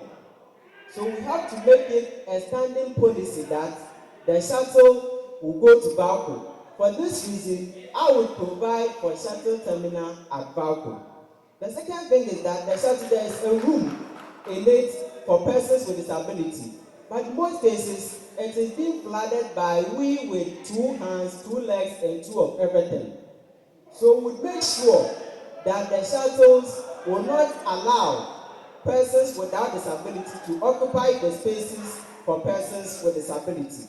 This I will do if you give me the mandate to serve as SRC President. If you go to our lecture theatres, already the place is not good for we straight individuals. How much more to talk of persons with disability? I would make sure that our lecture theatres are put in better shape to cater for persons with disability and all students. Another thing I'll talk about is that I have started negotiation with Dr. Apak as sports section to develop the sports for persons with disability. When I become SRC President, I will be close with your mandate to push it and make sure that the sporting activity for persons with disability is taking the highest esteem, because a sound mind rests in a healthy body. Thank you very much. So, on a very sad note, just 2 weeks ago, last week, I went into one of the rooms to campaign. I met 2 visually impaired students, and this was what they said. One of them said on his way to Valco, he nearly fell down and broke his leg. because the walkway is hippie with potholes and they can't see. And that nearly led to me having a fracture in his leg. And in fact, that day I was sad. This is what I intend to do. From Otufo, former Cascos Hall president has started something in Cascos. He created a walkway that led from the entrance down to the main park. And that is an easy way for the visually impaired to just walk down street without any challenge. And if I am given the opportunity as the SRC president, this is a critical issue. We will improve the road network between interhalls where there are majority of visually impaired students, so that some of these challenges that they are confronted with can be dealt with. And I said that one was a very sad one when I met him. Very sad. Then again, the second one, somebody nearly took it away. The carry me go system that is in place, the new side hostels and halls are not directly benefiting that of KNH, Valco, and Casco. Under our leadership, we'll create a shuttle terminal at Valco that will convey people from KNH, Valco, and Casco, and that will include the visually impaired for easy accessibility to lecture halls. Thank you. About the act of allowing the Kapimbus to have such an encounter to the entire addition halls. To prevent this shame, the Vice President of Addition Hall shouts and screams to the hearing of all, rape, rape, somebody help me. The Kapimbus have been accosted by the security of Addition Hall and have sent the Kapimbus to a police station outside campus. This issue has been reported to you as the president, by the president of Addition Hall as an SRC president. Identify the breach of institutional security hierarchy. And B, if there is any proper forum for this case to be addressed, you have been invited by members of the forum to help in the prosecution of the Kapimbus. The Kapimbus claim the vice president of Addition Hall is his girlfriend. What will be your position on this issue, and what will you do to help the Kapimbus from being dismissed as a level 400 student? Thank you.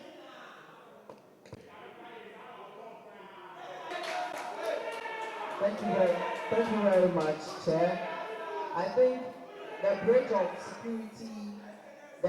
security starts from the campus security, because in cases of such manner, the first point of call should be the divisional police in the school for security reasons, so that this particular person is not mobbed at the hall. So the first point is there has been a breach in security by calling on the internal security people.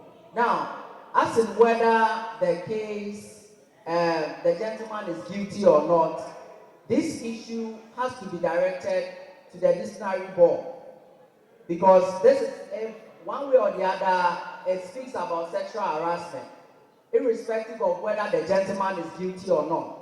SEGRAD is in that position to interrogate both of them to know what actually is the issue between both of them. So if the lady should confirm that they are in a relationship and it is not a rape, but just to put the blackmail of the colleague female off, then SEGRAD is in the best position to give the judgment to this case. So I think that we can use the DC of the university and SEGRAD in solving this issue. Thank you.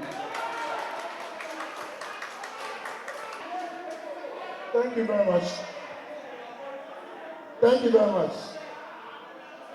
Now, I believe this case study is a clear case of sexual harassment.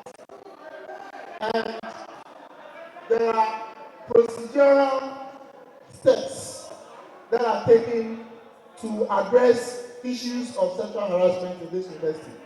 The breach of protocol here is taking Jaga peoples to a police station that is outside the confines or the jurisdiction of the UCC campus by the security men. Now, I believe that if this issue is tabled before me, we first have to look into the matter and try to unravel the hidden agenda that is in it. So I think that once it has happened in Adishi Hall, the first point of call is to go to the hall councillor, and then this issue must be trust over there. Of course, there's an element of rape, which is also a sexual harassment, and so this issue must be sent to the social harassment committee to also look at. I think that before we can exhaust the internal avenues of solving this matter, SIGRAD will have to come in and also research and get to the root of the matter. This means we can use to resolve this matter internally. When it is not resolved at this point, I think that it is then that we can go outside and seek for external redress of the matter. Thank you. All right, thank you very much. Police. The question is clear. That have you not been the fact that the lady didn't want any embarrassment for the world? She wouldn't have made noise of rape. I want to see a link to say that the lady was not raped. But since it was not also fully established in the question, then due process of law should be taken. First of all, there should be fair hearing by the university, by extension, SEGRAD, Center for Gender Research and Documentation. So the matter should be reported to them. We need to subject the matter to what we call ordinary authorium patem rule, where both sides will be heard. On the issue of security, I believe that the halls are lacking proper identification systems. So we need proper identification systems in place in the various halls so that some of these incidences would not happen in the first place. Be it as it may, it has happened. The way forward is to making sure that proper interrogation is done.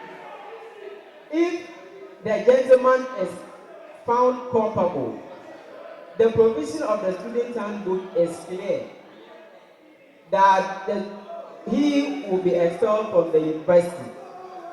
No doubt about it. So then, the solution will be to intensively educate students on the provisions of the student handbook for them to know faults and their repercussions so that it will not repeat itself again. So the solution to intensive education, proper security identification systems in the halls, and additionally, we need to subject the matter to fair hearing. Thank you very much. Mr. Chairman, we would have to establish how the guy Zaga had access into Addition Hall. Was she invited by the lady, the vice president? Is the time convenient? Is it within the rules of Addition Hall that the time the guy entered was within the permissible period? So if we are able to establish these connections, then we know that it was consensual. But all that happened was just to avert the shame that will come on her. And that is why she shouted. Now, if it happens that it is rape, as we want to see, then we should inform the DC through the hall warden that this is what has happened. And any matter that is related to rape in this school, the Sector for Gender is responsible for handling it. And we have been told when we came to this school that any lady that is found or that is admitted to have been harassed by a guy should report so the necessary action can be taken. And that is even seen in our portals. So if at this stage the lady shouted that yes, it is rape, then an investigation should happen through the hall warden, to the dean of students, and to the securities. If the hall cannot handle it, it goes through the dean, then to the gender and to the police. That is how it should be done. Thank you. All right, so thank you very much. So campus security is already detailed. There are process of reporting any security issues on campus. And so what happens is that the issue must first be reported to the campus security. The hall security. It is then reported to the hall master or hall head. Then now it goes to the main university security. So that's what happens. So that's the breach of the security protocols. Now, the issue is sent to SIGRAD for investigation. So what happens is that a letter is written from SIGRAD to invite the said person for investigations. Okay, to invite the said persons for investigation to ascertain whether or not it actually happened. Now, for a rape issue, anybody at all can accuse somebody of rape. But before a rape case can be established, there has to be official pathological reports. Okay, so it goes to the police. The police issues a report, okay, to the hospital. The report goes to the pathology department or the medical department for medical examination to ascertain whether or not the rape actually occurred. The report is now sent to SIGRAD based on the findings from the medical officer. And so if as the SRC president I have been invited to save my brother from being expelled from the school, my decision will obviously be based on the findings from the medical examination.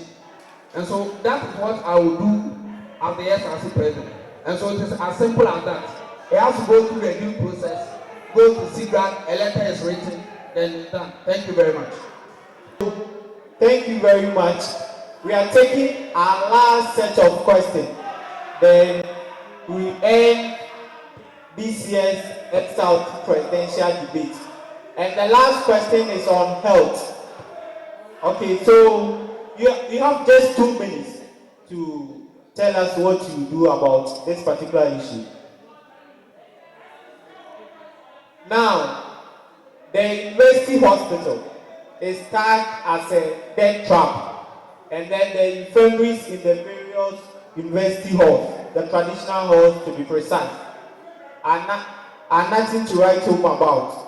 So when you are given the opportunity to serve as an SRC president, what roles or policies will you bring to better the situation? And where did we end? So we are starting with Team SK. You have just 2 minutes. Just 2 minutes. Okay, so Team BM rather. You have just 2 minutes.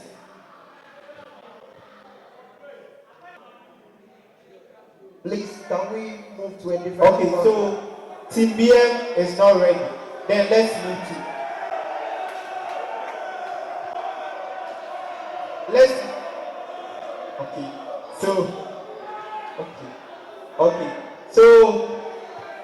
So we actually want to wrap up soon. So that is why I don't want us to waste time. And so now let's start with Team BM. All right, thank you very much. I think that basically you are asking us about our health policy. So what we intend to do under health is that we take keen interest in the fact that students pay an amount of 90 Ghana cedis towards healthcare, and then still go to visit the hospital, and then they are made to pay for the medication that they are given at the hospital. This is so not fair in my view, and so till PM, what we intend to do is that we want to ensure that the monies that students pay towards healthcare is used for the purpose intended. Healthcare, nothing more, nothing less. Now, healthcare is supposed to be free, and so no student is supposed to pay even 1 peso at the hospital. How do we intend to do this? We are going to ensure that we liaise with the hospital management and the university management to make sure that any student that visits the hospital must be given free medical attention and medication. Sometimes, under the pretense of unavailability of drugs, they tell you to go and buy the drugs, bring the receipt, and then they will give you your refund. We are going to make sure that an arrangement or an agreement is reached between the pharmacy shops around, so that in case a medicine or medication is not available readily at the hospital, for which reason a student must go and purchase this drug and then come back to request for the refund, an agreement must be reached for the student to go with a form and then accept this drug for free. I think that this is also part of the services that are rendered to the senior members of the university.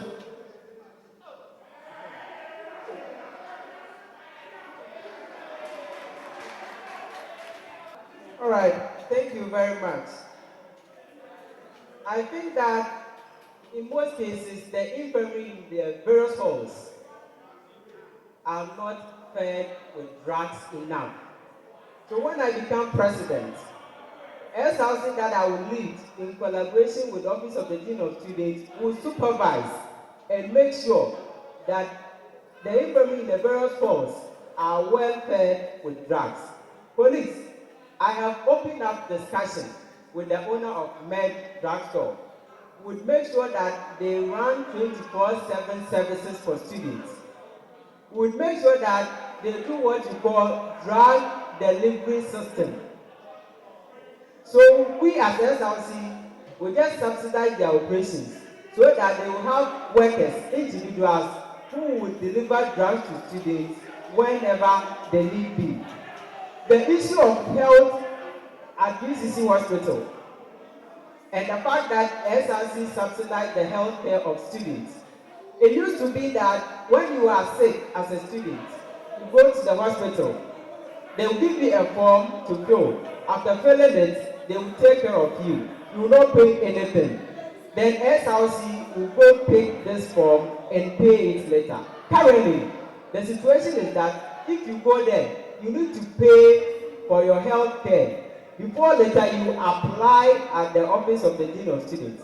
The question is, when you don't have the money at the time that you are sick, must you die?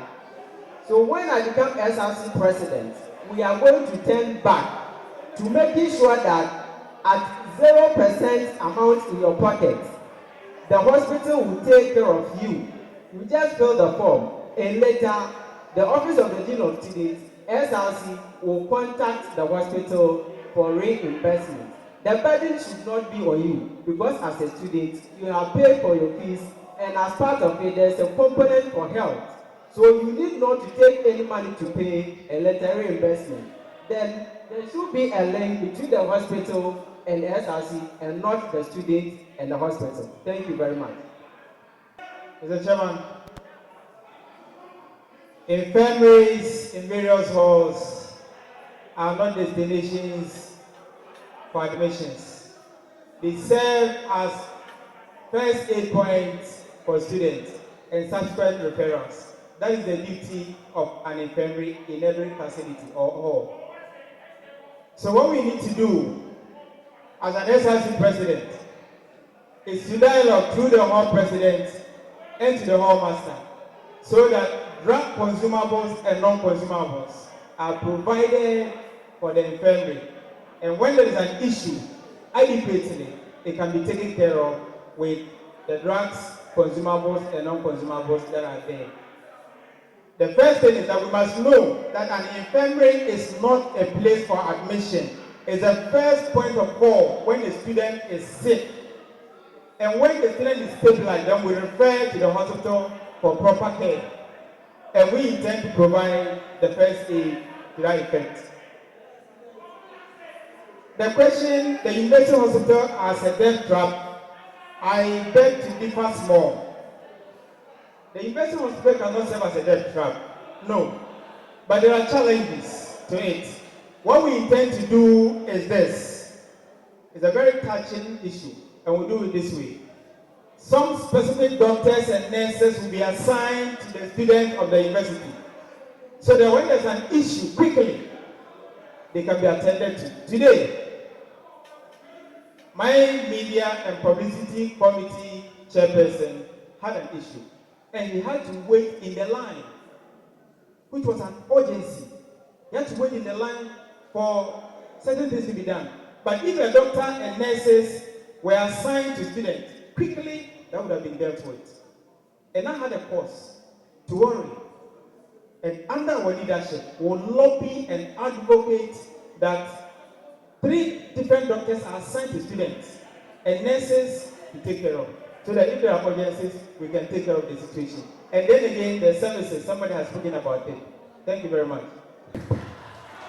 All right, so thank you very much. So there are so many things that go into healthcare outcomes. Okay, you talk about the personnel involved. You talk about the tools and the drugs there. Then you talk about the funding. Okay, and so all these things come together to give healthcare outcomes. Now, when you go to the infirmaries, okay, we find ourselves in a situation where the people who are made to take charge of the infirmaries have clearly no idea about health. They are nursing students on campus. They are physician assistant students on campus. They are medical students on campus. These people have not been made to take charge in any of the infirmary works. And so the reason why most students don't find the infirmaries to be safe is because of the fact that the people there are not, they are clearly not in a position to solve their problems. Now, we are launching what we call the Same IS Health Relief Package.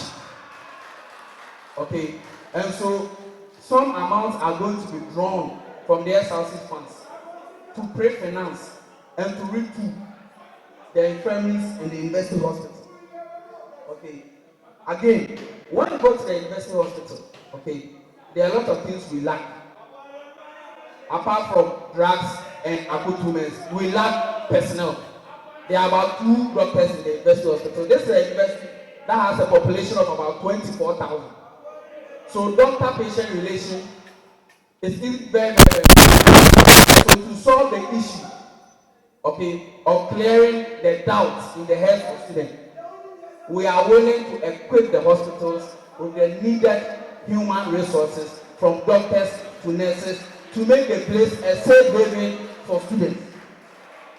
I believe that is understood. And we also have to educate the students what they need to expect when they visit to cater for students. The infirmary is a primary health care.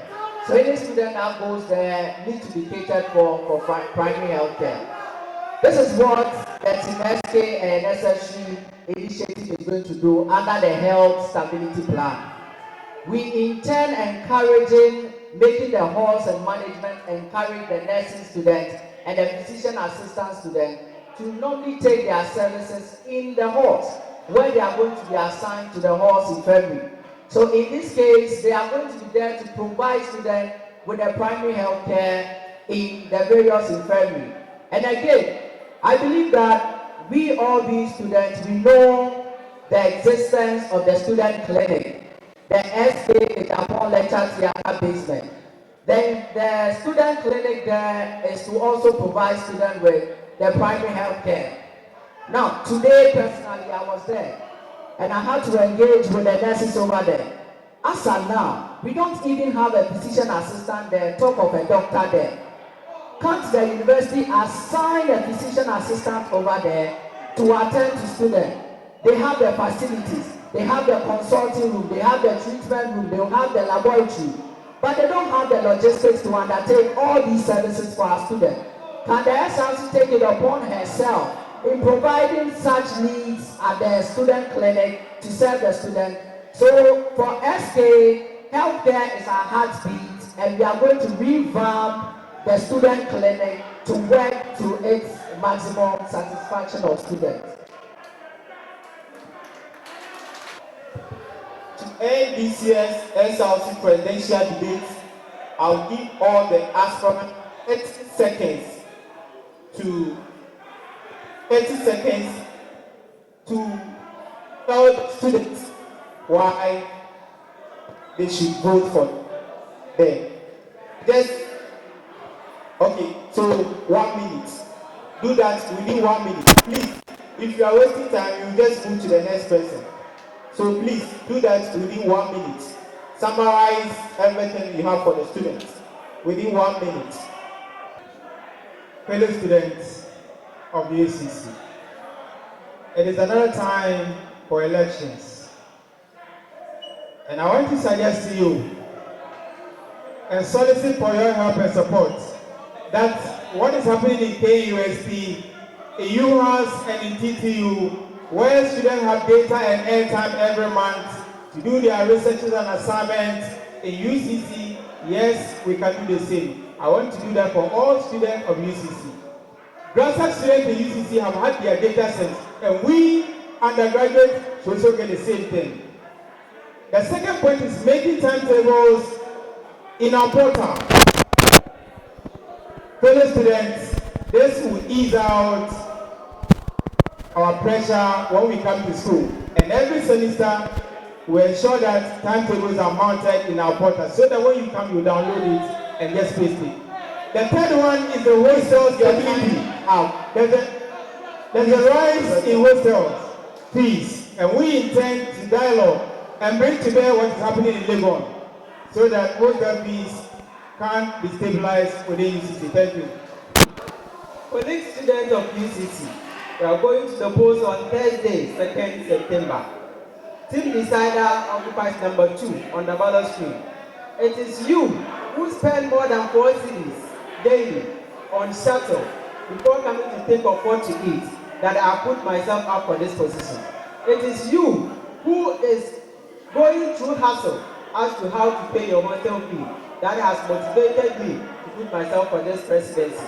Colleague students, it is you who move from one department to the other, one notice board to the other, in search of lecture timetable that I have put myself up for the presidency. Colleague students, it is you who do not even know how to rectify your IC when you get sick that I have been motivated to put myself up for the presidency. The SRC leadership is very short, so it shouldn't serve as a platform for experiments. We need someone who is experienced to get it once and for all. I have been in the know, I have been on campus for not less than 7 years. I know where to go to get solutions to the numerous challenges that confront you and I. So vote for team decider number 2 on the ballot screen. Thank you very much. College students of UCC, I beseech you to listen to me very carefully. I come to you this evening with the myriad policies that are tailored to meet our needs of today. I hear your voice, I hear your cries, and I tell you, solution is here. I tell you for a fact that the problems that we face today are not far-fetched. These problems emanate from the fact that we do not have enough accommodation on campus. This canker has given birth to a lot of challenges, and so I hear your voice when we cry for insecurity and diaspora, and I'm saying that solution is here. We are going to increase the accommodation on campus to make sure that students stay on campus in a congenial atmosphere that will boost their academic performance. College students, I hear your voice when you say that you learn and then you do not get the academic laurels that you deserve. And we are going to make sure that will correct ICs and then establish a system where our Wi-Fi system is working very effectively for academic research purposes. College students, I hear your voice and I tell you, solution is here. Do not worry. Thank you very much. Colleague students, I believe that manifesto and policies are just roadmap to the office. We need a leadership that will take practical steps in solving our challenges. Believe Team SK, we are going to deliver. As for the policies, just trust us. We have the best idea with intelligence. We believe that student advocacy, it is not about aggressiveness, but it is about reasoning and coming in tandem with people who toe the line of leadership. Thank you. Rise up, rise up. A vote for Sami Ayen comes 2nd September. It's a vote for inclusive leadership, a vote for compassionate leadership, a vote for even-handed leadership. If Sami Ayen tells you that he provides you with 5 gig, it is not out of political mileage seeking. It is out of necessity. There are several students on campus who are finding it difficult to go online for research work. And I want to make it happen on UCC campus. 5 gig is coming. 5 gig is coming. If I tell you that we will apply the laws to stabilize hostel increment, I am telling you out of research. I am telling you out of informed decisions. Vote for Sami Ayen on 2nd September. Sami Ayen is number 5 on the ballot stream. Thank you very much. Rise up! Rise up! Hello. At this moment, we are in the presence of the Lord. Can we humbly close our eyes? Hello, please, can we humbly close our eyes? Our dear and Master Lord Jesus, we bless you for how far you brought us. Father, we bless you for our lives. We give the glory, we give the honor. Father, it's our prayer that, oh God, you've been here, and then we thank you, we acknowledge your help, your assistance, and all the glory that you bring to us, oh God. Father, we've heard a lot. Help us make informed decisions as to who lead us in our next academic year. Help us make informed decisions as to who can best fill the roles of our leadership so far as our student leadership is concerned. Father, this and many more we ask in the name of Jesus Christ. In the name of Jesus Christ that we pray. Amen. Alright, people, this is where we draw the curtain on 2021-2022 SRC Presidential Candidate Debate organized by the Parliamentary Council of University of Cape, happening here at the main auditorium of University of Cape. Thank you so much for being part of us. We do appreciate your time. Let me inform you that there's going to be a photo shoot. So stay behind, especially the aspirants. Stay behind and let's take the pictures. My name, once again, is the Queen Louise, and of course you can call me the P. God bless you. Make time with us tomorrow at TLFM 100.5 for the synopsis of the policies. Thank you.